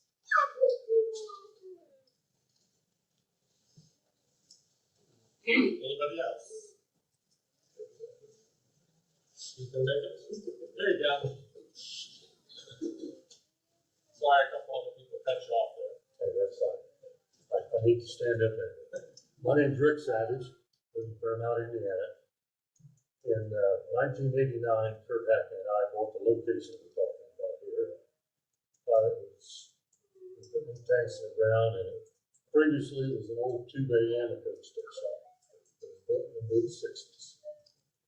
And we've done pretty good with it over the years. We've kept the doors open. And we sold Aaron and Sarah in 2007. They've done a wonderful job. That's all I got to say. Probably a better job than my wife and I. We run it since 1989. I'll probably have to write that down. But anyway, I think I can remember back in the time when Village Pantry come to town. We had another location that was across the street and down about a block. And the one across the street folded up when they come to town. And we were all just scared to death of what it would do to us. And we survived over the years and kept our number counts up. And I've been in business with Fairmount since 1975.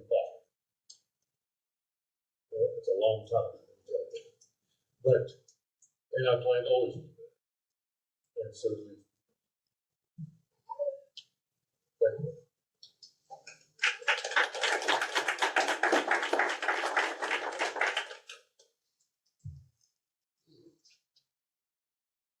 Anybody else?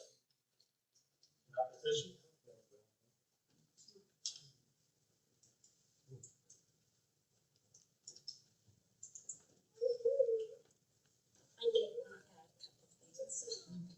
We are a farming community. We are considered a sleeper town.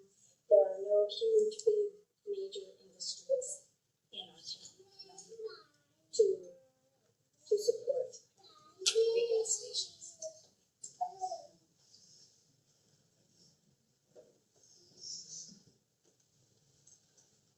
Anybody else before we go back to the other side? All right, not seeing any. Now the rebuttal, you have up to 10 minutes to answer any questions that might arise, concerns, or final statements.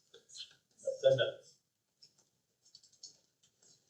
But once again, I want to say thank you for the opportunity to present this case tonight.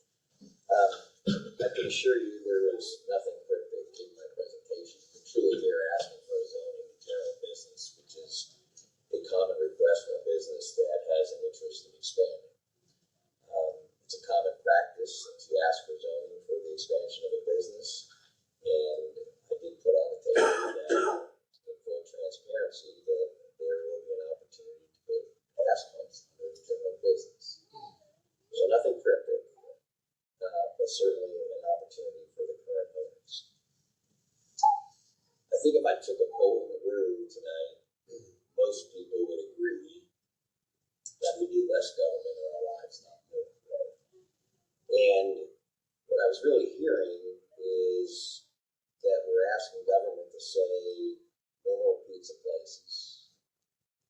restaurants, no more insurance companies, no more barber shops, no more gas stations. And honestly, that just goes contrary to everything that we believe as Americans in capitalism and freedom. Competition has been at the heart of what we have done as Americans since day one. And I cannot believe for 1 second that the town of Fremont is interested in saying the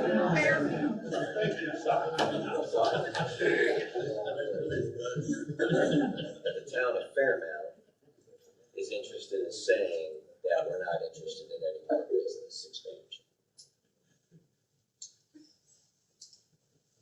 You heard from a family that is running this business on a daily basis. They're a local family. If you go in their grocery store, you see what's for sale. It's nothing different than you see in most grocery stores. I'm not 100% sure, but I want to believe that perhaps cigarettes and vape are sold across the street at the gas station. Nothing more than what's sold here at the grocery store. But these two are different business models. One is a grocery store with the opportunity to expand for gas pumps, and the other are convenience stores. This family is just interested in expanding their business. Jobs will be created out of it. It should be good for the community. Investment will be made in the community, which is always good. So tonight, I'm just asking you to focus on the zoning aspect of this. Not if one partner may sell in the future or may not sell. Who might be a future owner, who may not be a future owner. What we're suggesting is that the zoning that we're asking for is currently all around this property. That the neighbors in that neighborhood already look at gas pumps at a gas station. There's nothing new here. There's nothing nefarious. It's simply the opportunity to expand business on a property that should not be split zoning. It should be a complete zoning of general business. That's how it's currently being utilized. The parking lot is being used as general business, not residential, as it's currently zoned. And so I would hope that there would not be a harm to our current owner by the fact that it is zoned residential. It's currently being used as business and has been allowed to be used as business since 1976.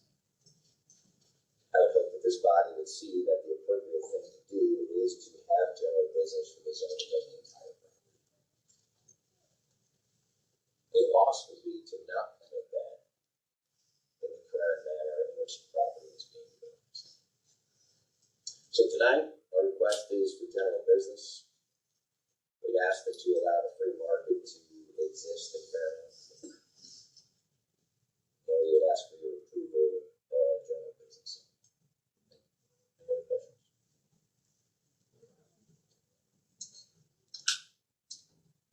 All right. There's still some time left. Is that it? 5 minutes. 5 minutes. Anybody else that would like to put forward?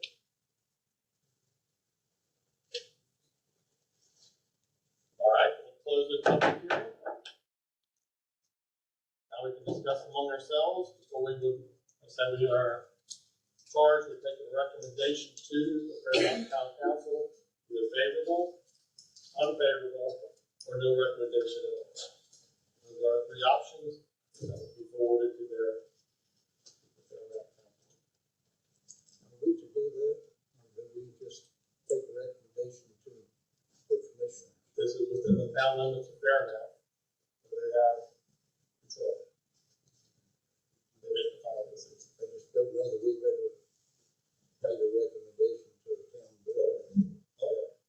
You made recommendations out the streets. Code reads to the legislative body. The legislative body. And most times it's commissioners. The commissioners then will have nothing to do with it. Not going to be If it was out in the unincorporated areas, it would incorporate Fairmount. So we'll have discussion.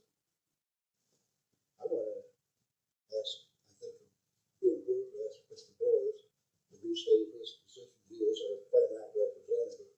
So if you'd like to, For sure. let us know who you are, I think that would be helpful for the rest of us. You know, if we had 5,000 more people in town, I'd feel different about it. But if we say put pumps up against Second Street, then there's going to be presumably traffic at all hours. And having the residential, this R4 with 2 lots, they have been empty. People have parked on them, but not too much. I mean, say it's been used as business, what's been happening is it's mostly just been empty. And for our historic residential district that we have going place, it's really important, I think, to maintain that flavor and not have 24-hour driving in and out. And the hubbub that you get out of a gas station. The notion that it's improperly zoned, it's like, it appears more that somebody overstepped the boundaries in using the property for business. And it was zoned residential. Now, I understand that, right? It's possible residential, you could pay over the lot, right? It's about why I would say it would be a mistake is because they own the whole property. So like you said, if they were different parcels, they bought the whole property. They bought the whole property, but with the understanding that it's also already residential for that part. And generally, at that point, is where we would look to rezone it, to have the property be one zone district. And it is very rare to have 2 zones. Zoning districts. Right, but the purchase of the property doesn't automatically get you a rezoning. In 1976, probably. I have a question. Was Fairmount in the area plan in 1976? Or was the town council in control of that thing? They were everything. They were. About 72, I got the mayor.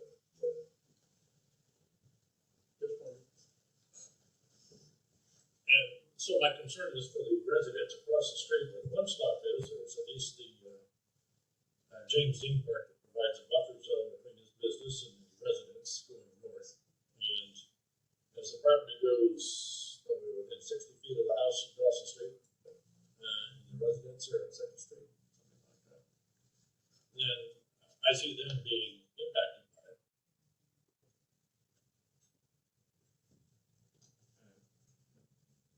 Because with our population we have, I don't see the benefit of it to Fairmount. Because I figure we're going to end up with an empty gas station. A few years ago, Huck's wanted to buy some property up across from the BP. And if they had, we'd have an empty gas station there. And it was a particularly large nesting thing. I'd like to keep the residential aspect of the town intact. I don't feel that this will allow us to do that. Another question I would have then, Mr. Malott, what is your recommendation? Again, I am basing it off of the fact that it is one parcel of land that is split general business. I do believe what we talked about, there was numerous lots that were bought as one. At that point, should have been made into general business. I know it's not popular, but I mean, as far as the rezoning goes, I think we're making a correction to what should have happened back in the 70s. Well, perhaps we shouldn't have allowed it to be paid back in the 70s. Maybe that was the barrier rather than what we have now. But again, I'm looking at it on a basis of rezoning for what is there, what is on the application. So this kind of like goes back to what we dealt with a few months back with Pennsylvania. But I think it is a little bit different because out there, it is zone residential, more or less, right? And there's a business on there, been there for many years, but it was more of a spot zone that they're asking us to do. Change this residential into rental business, I recall, among all residential around the farm. This is a little bit different because it is in a business district, albeit on the edge of the business district. So I wouldn't say we spot zoning if you made a recommendation to say, yes, what it's being used for, that's what it should be used for, or be classified for. So I can see where, yes, maybe we should, because it's not really spot zoning. We are only making a recommendation. Paramount does have a big choice to make, because yes, they could say, no, we don't want it, but they're probably gonna have to come up with good reasons. They should come up with good reasons, just like we should have good reasons why. And it might be more the economic reasons why, because of numerous statements made here as far as in the town support. They have justifications, studies that says, well, a town this size cannot be free. We're looking to protect our town business district, not overload it. That's what they got.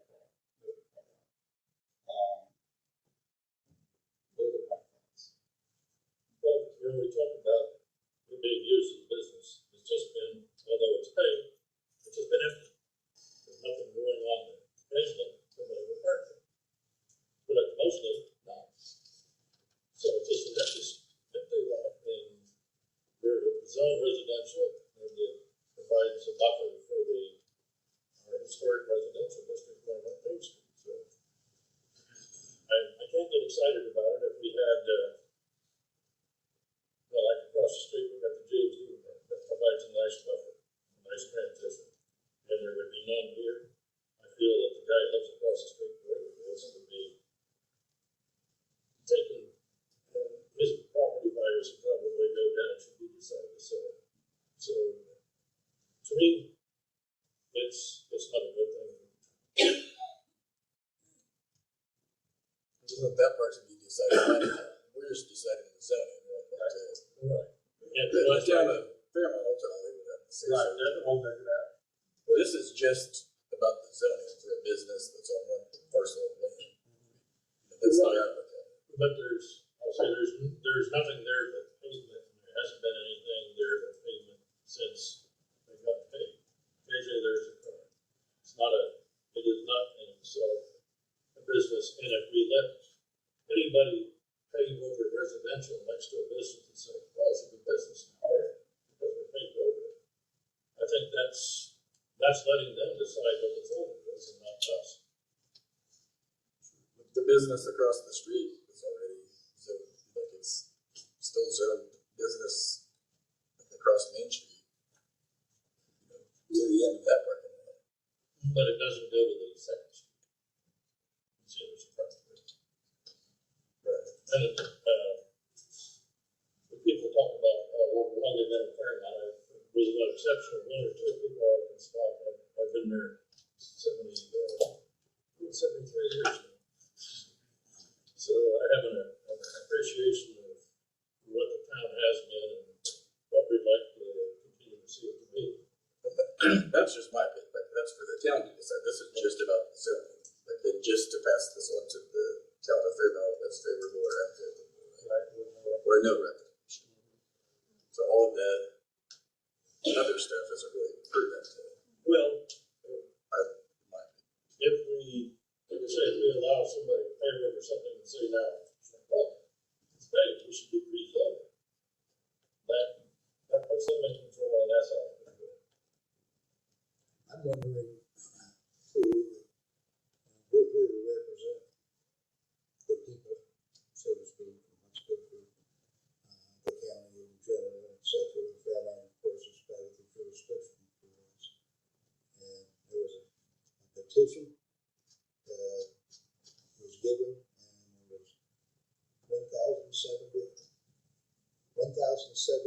signatures on that petition opposing. 1,070 signatures in a community the size of Fairmont is a considerable number. A lot of work. So it would seem to me that needs to be taken into consideration too by our body. Most of us have nothing personal in any of this, but it's very personal to the people of Fairmont and for them to have gathered that number of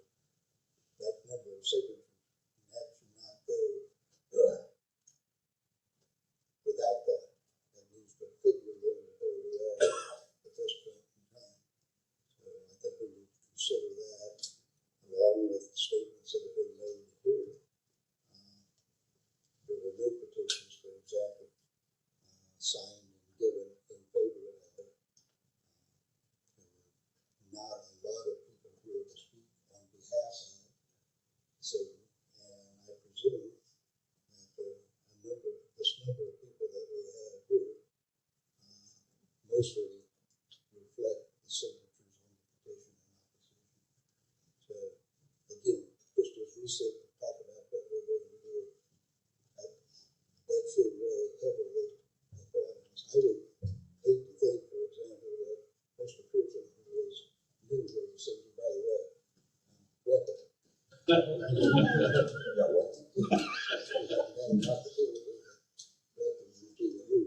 if this had to do with Jonesboro, and Jonesboro's representative speaking on behalf of the group felt as strongly as he did about an issue, and we didn't take that into serious consideration, I think that would be kind of rude on our behalf.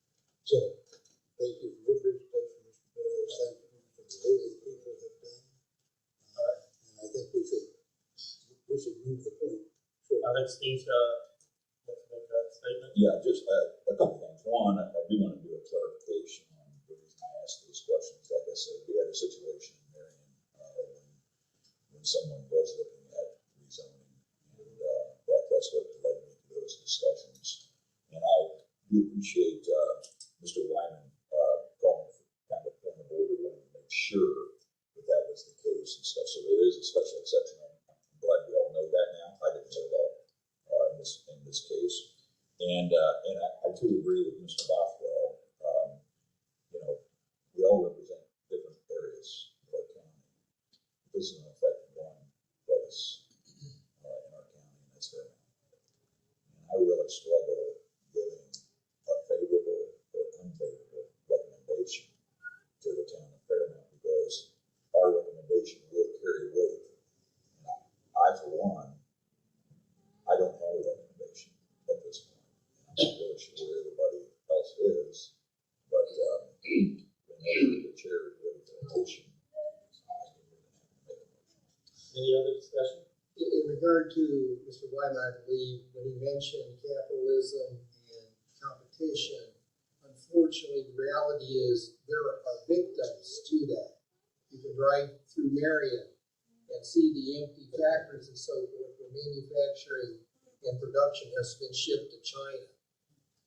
So I think we have to keep that in mind, that there is a saturation point where capitalism becomes detrimental. All right, so I'll entertain some type of motion to favorable, unfavorable, or no recommendation at all. Mr. Wright? Mr. President, I would move that we do a no recommendation to the town of Fairmount. Do we have a second? Second. Will second that? Please call the roll. Hopkins, I'm in favor of that motion. Bothwell, Yes. Boyles, Yes. Cottle, Yes. Hicks, Yes. Knuckles, No. Pearson, Yes. Todd, Yes. Wright, Yes.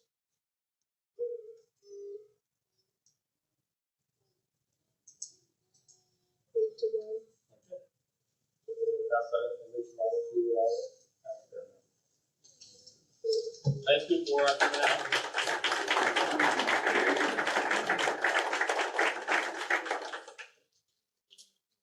Okay, moving on to old business, it's done, reports.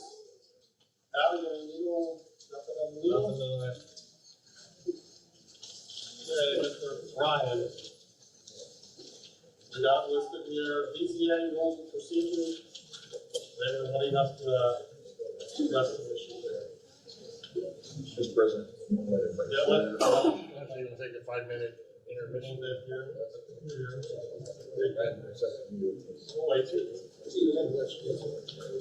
Is there anything we really have to go further with?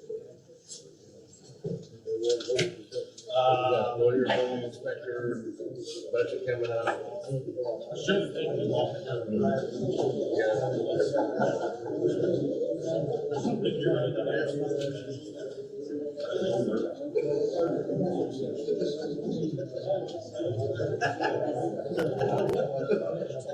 I straightened up.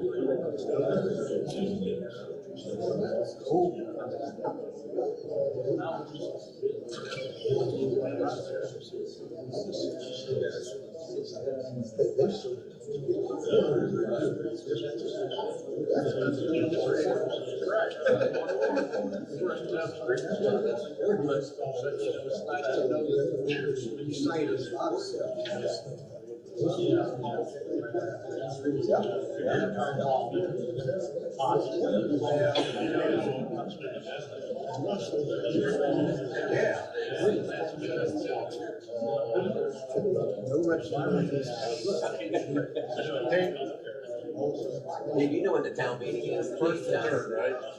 Second and fourth Mondays, 7 o'clock. So next Monday would be the town meeting.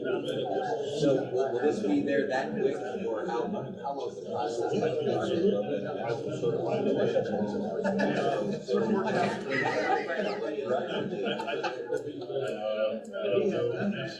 I will have this. Will this be on your Monday agenda? I am not sure, but I imagine you've got, want to speak, that would be a good time to either just to be sure. Yeah, I just want to, well, yeah, I just want to make sure we're on the agenda, you know what I mean? That's right, as you would then contact the clerk's office and get yourself on the agenda, you should be able to do that, between now and then. Make sure. You've got, I don't know, by the time we certify it, it's you got 90 days. They have to certify, you get 90 days.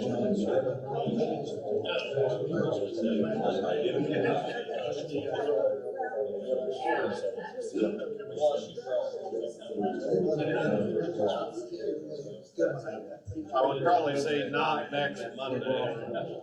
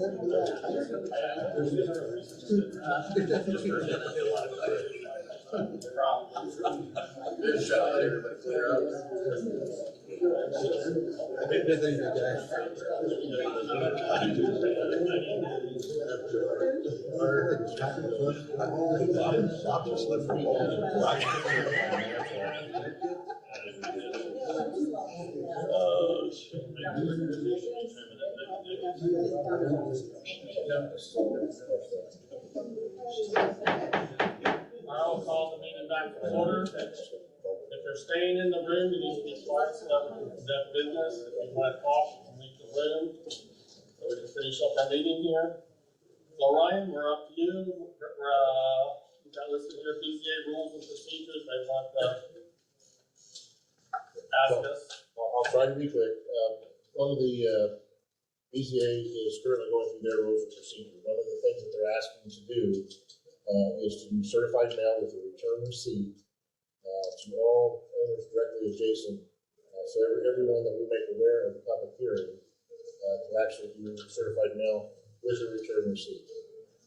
We looked at the cost of what that cost in return, and that's your last page. If we put that versus 2022, it comes up to $1,290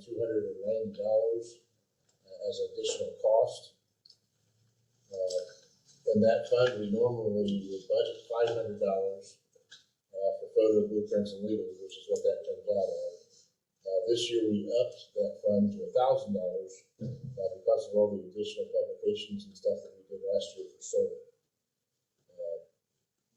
Brenda had a great suggestion that we included into the cost. Concerns what happens if we send out the certified letter and don't get receipts back. We still have to send it certified and regular. It is additional work for the office. We're finding out that it's getting returned to the commissioner. So we have to get something in there. But again, the question is, it's your budget. Let's get a return to the commission. The return receipts. Which in turn, we give it over to you, correct? Right. Is that just the circuit of the mail? So we're sending it out 10 days in advance.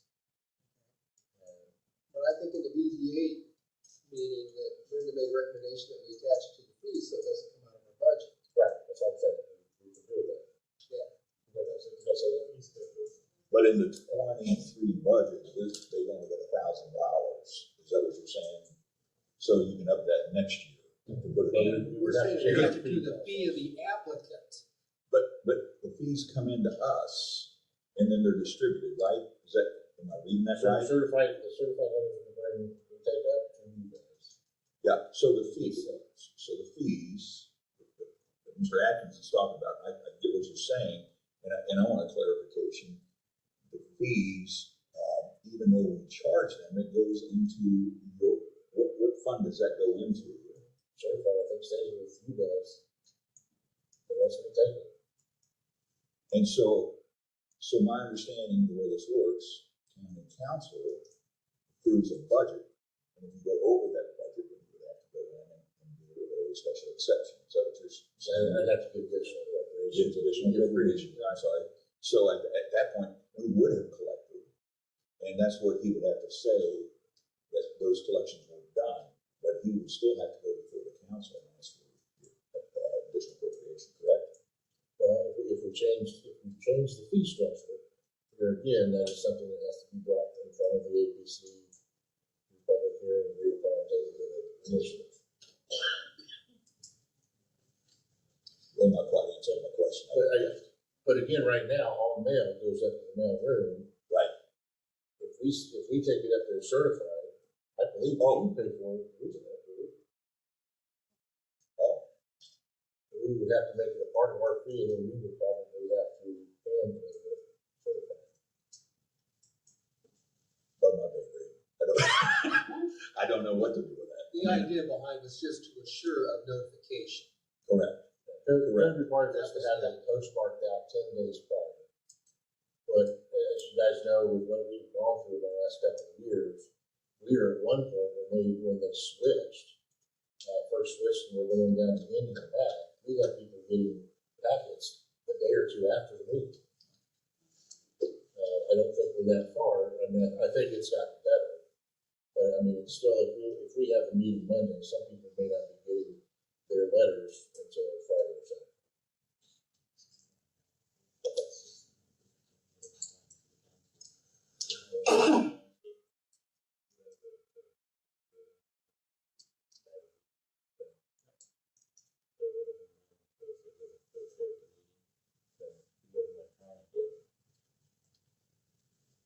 This would be for all enjoying property prices. So this goes back, so this is what BZA is requesting.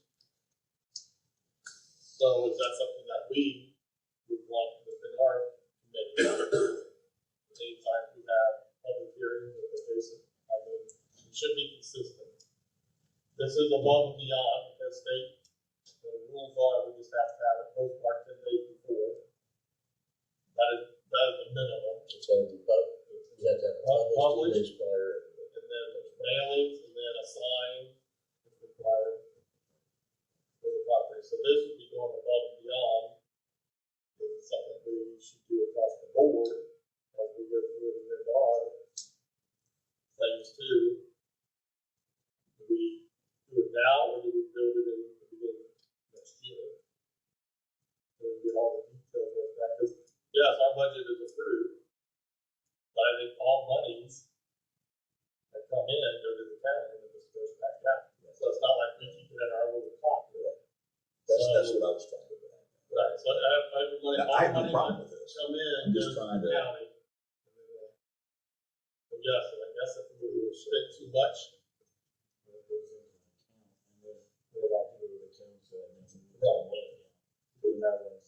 yeah, we say, oh, look, mail all these out, and let's say we do add an additional fee. How much additional money are we anticipating that we're talking about, above and beyond what we've already been? If we take it versus last year, it would be an additional $10,290. What would it cost us last year? Above and beyond the budget that we have, what do we have budgeted? Last year we had 500 budgeted, and we actually got an additional 500 because of all the publications we were doing. So we've got $1,000 right now. This year I did 1,000. Okay, and so it's gonna be $1,290, or is it gonna be an additional $1,290? Well, you're in May now, so and that's obviously going to be less, but I'm probably at some point going to have to expand. That's at the rate, at the part. Or transfer. Which I think can be done. Do it this way. And don't we all often run into in various accounts, emergency kinds of situations that we were not anticipating, like wrecked trucks and all those kinds of things, that at the end of the year, that we go ahead and pay our bills, and that account ends up in the red coming December or whatever it happens to be, and we balance that out. That is a process that all governmental units do, and they balance from this account to that account, so that we don't finish the year in the red. Well, no, you're just This would not- transferring funds. Yeah, right, so this is not a really difficult kind of thing. I guess the issue for me is the idea of what is being requested from the BZA movement. If it is, then we need to fund that. And we can work out that funding as we go. That's how we can do it. We can do it now. It's not that big of a liability kind of thing. So I guess the decision that we're trying to make, we have BZA representative who sits on the BZA. You guys apparently thought that this was approved, that this was appropriate and important. But I would say, I would move that we support it. Just a question, like what you said, made a lot of sense to me when you said, should we be across the board? So if the APC sends out anything, should we be doing the same thing as the BZA? If they're feeling, we probably have the same issue with notification, if that's what they're feeling. I know we had some rough times over a year ago, 2 years ago. I'm not too sure now how it is. I know overall, the last public hearing we got, the gentleman said he's only got it like 4 days before, right? Well, 6 days to get to it. So my question would be, do you have any kind of numbers that we could take a look at on that? Well, I think that chart there shows it all, right? Yeah, that's. Well, this is we both face combined. off. APC and. Oh, I'm so sorry. Yes, I see it now. I'm so sorry. So a final question would be, if we sent out 10 certified letters, and we only got 4 back, and 6 didn't respond, does that? I mean, you sent the notice, and for me, you want to do it. The problem is, and I know that legally, you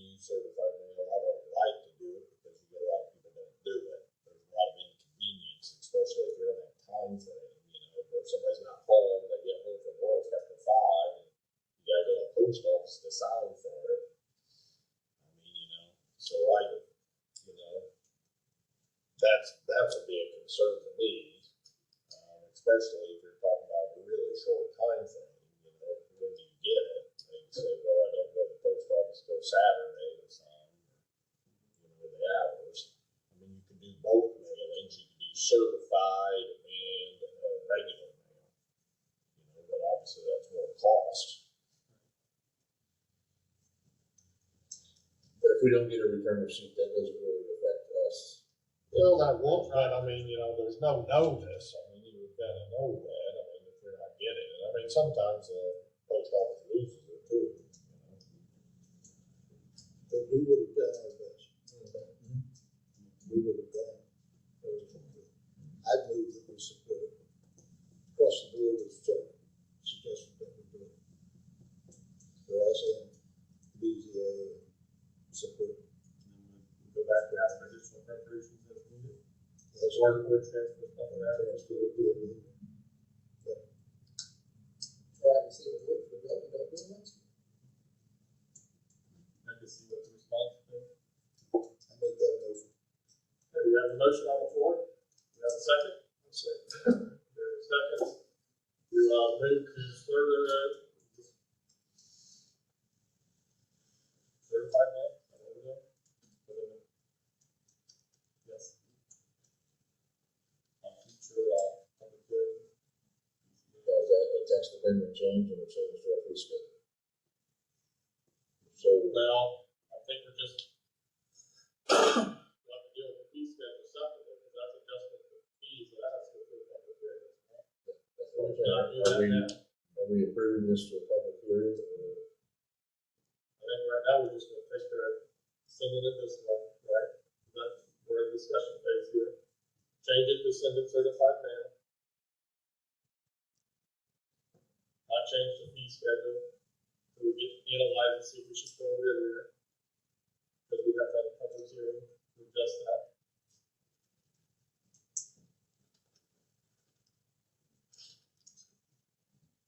Any other discussion?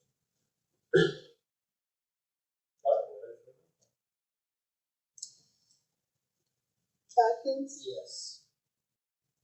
Boswell? Yes. Boyles? Cottle? Hicks? Yes. Knuckles? Yes. Pearson? Yes. Todd? Yes. Wright? Yes. All right, next item we got for us, Brian? Next one, just real quick, is again, a reminder, we have BZA getting through the procedure. Some of those changes, again, will be text amendment changes to the ordinance. We're not to that point, I think we're probably one more. And it'll be the same for, they've got one chapter basically, they're 37-7, that's 4900, and we're the other 15 chapters, so ours may be just a little bit larger than us. APC attorney. We do have two candidates that are willing to interview. One is Michael Potts, and the other is David Whitfield Jr. I've spoken to both are willing to do the interviews. Their common concerns was one, pay, which we're aware of, and both discussed meeting attendance. Both are available, but may have some conflicts.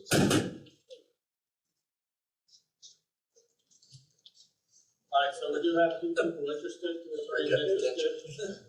So I think we need to line up some interview time, so we do here in the council chambers are kind of limited sometimes, so what available dates are we looking at? If we're looking at Mondays, Monday the 15th, the health board is in here till 7 p.m. But we could have the room following that. Looking at Monday the 8th or Monday the 22nd, it is open. We could have it at the 6th, but it interferes with Mr. Broyles. Not every other day interferes with somebody's time.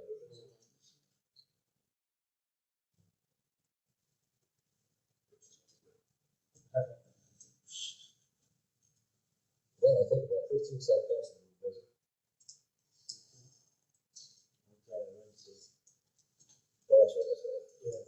So the 15th, you think the 15th is open? 15th is open after 7.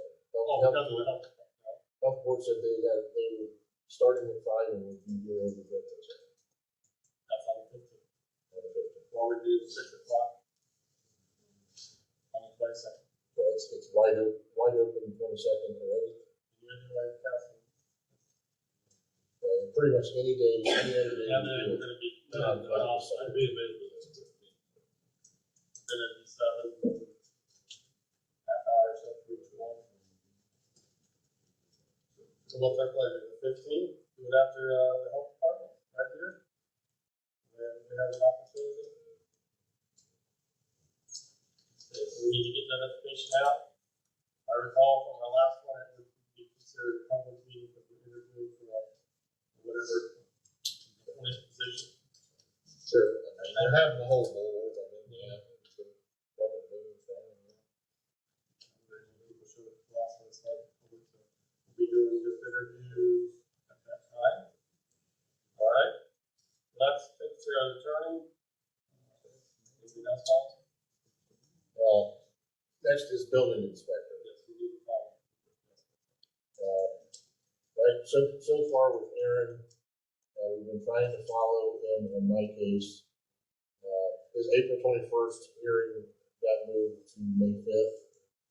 And finding out today the May 5th meeting got canceled. I have not spoke with Aaron or any of his family in over 2 months. The entire office has been trying to text and instant message, and we've got nothing back from Aaron. So my thought is we need to start moving towards an end time, end date. As you know, should his charges get dropped, according to the county handbook, he would get all that pay. He's suspended without pay. If charges are dropped, he gets entitled to that pay. So that's kind of where we're at. We've sent out. Then on the deed, I got 4 applications. None of them any kind of background or any kind of experience in building. I've tried to get a hold of a couple of people I thought would be really good for the job. They're for the most part not interested. So we put it back out on the Indiana Association of Building Officials website. We're running again on the deed.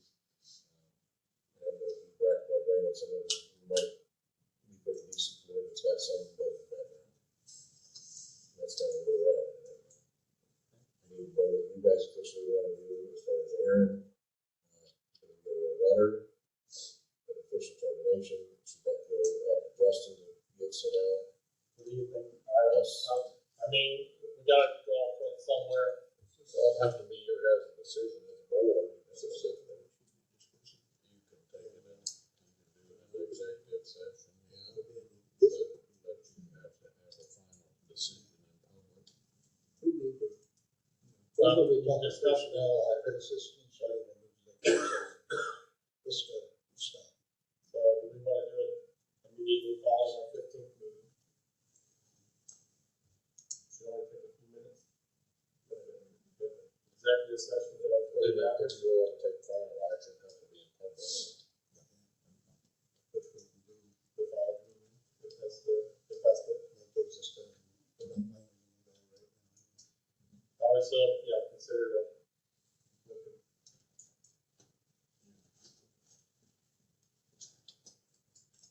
Anything else, sir? I just wanted to note, with the budget's coming up in June. A reminder, we usually get budget worksheets the second week of June, due back July 1st. Some of them, so I think we talked about having a special meeting at the end of June this year to go over the budget with no July meeting. Other things just to note, for both of my part-time positions, again, the county gave all the employees 7% raises. So for our part-time employees, they went from 11.50 up to 12.70, which is what they're being paid, but they did not add to my overall budget for part-time. So for 48 hours a week at $12.70 an hour, it comes to $349 $43 a week. My total budget for that part-time employee should have been $17,836. Our budgets were left at $13,204 and $14,980. So at some point, we're either gonna have to move some money or go back to the council for appropriation. Because once those raises are done, they don't run the budgets back to us and say, okay, now make your corrections. This was something we had to do last year too, and I talked to Andrew, and he said, yeah, we should make those changes too. But they left what we proposed and didn't cover the raises. So just as you know, at some point we gotta come up with or go after $7,480-ish to cover them. And then also, again, thinking about the new lawyer, what type of money we're talking about this year, as well as with the budget for next year. So again, just, I hate to go nickel and dime the council right before we go over and asking for our entire budget. Just to kind of keep that in mind and start thinking about it. Good, right, Frank? I come in and ask. Take on that budget, doesn't reflect that. Take on that before. So I probably want that. When raises are granted in the middle of the year like this, they become effective immediately. No, they don't happen until the first of next year. And like for all salary, they instantly get raised into their budgets, but they did not raise at that time. All right. One more page, Don, Chris, and Walter. I saw you sign some paperwork, so we need to do an official swearing in or just sign the papers with you out there. Sign it, is there, Walter? All right. I hate to ask this, any public input? Since I'm here, I'll wait this long. Okay, I've got a few things just to say. Commissioner Wright, could you provide us this information as to who the property owners are and their locations of the solar development? Maybe at the next meeting, you could bring that kind of information to us. Mr. Malott may have a copy of that stuff, we'd be more than happy to. Okay, great, thank you. And then, Mr. Broyles, when you was talking about, the hometown feel there in Fairmont, how you wanted to keep that, and do you think that maybe the people out in the country might want that too, when it comes to solar development? Because, you want that hometown feel in your home, that's where you want it to be. Okay, well, out here in the country, we want that too. We don't want all the city and those kinds of things out where we are. We want to keep our hometown. I mean, it's not even in the town. Right, you want to keep the country feel, because that's why you live there in the first place. That's right. We got that, but we're also having to balance that with the fact that we're moving into the 21st century. And we've got a whole bunch of people in the planet that we didn't have when I was a kid. Well, we have a bunch of people that's going to need to be, we want to feed too. Exactly. And if you take away our farm ground, we can't be doing that kind of thing. There's going to be a balance, and I'm not sure what it is. I would love to see if we allow that warehouse to require them to solar on top of the warehouse. They're doing that in Lowe's. Because they are covering so many acres of ground. You might as well double dip it and let's put solar on top of the warehouse. Yeah, put solar on those buildings like Lowe's is starting to do. But this isn't a solar. I know, but public input, so I got it, You got it in there. I got it in there, that's right. And then also, you the new Jonesboro. Yes. You live in Jonesboro? I live inside Jonesboro. Okay. All right, I think I'm done.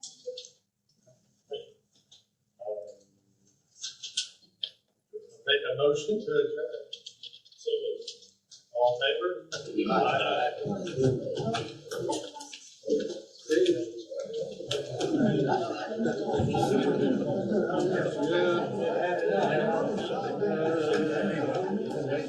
I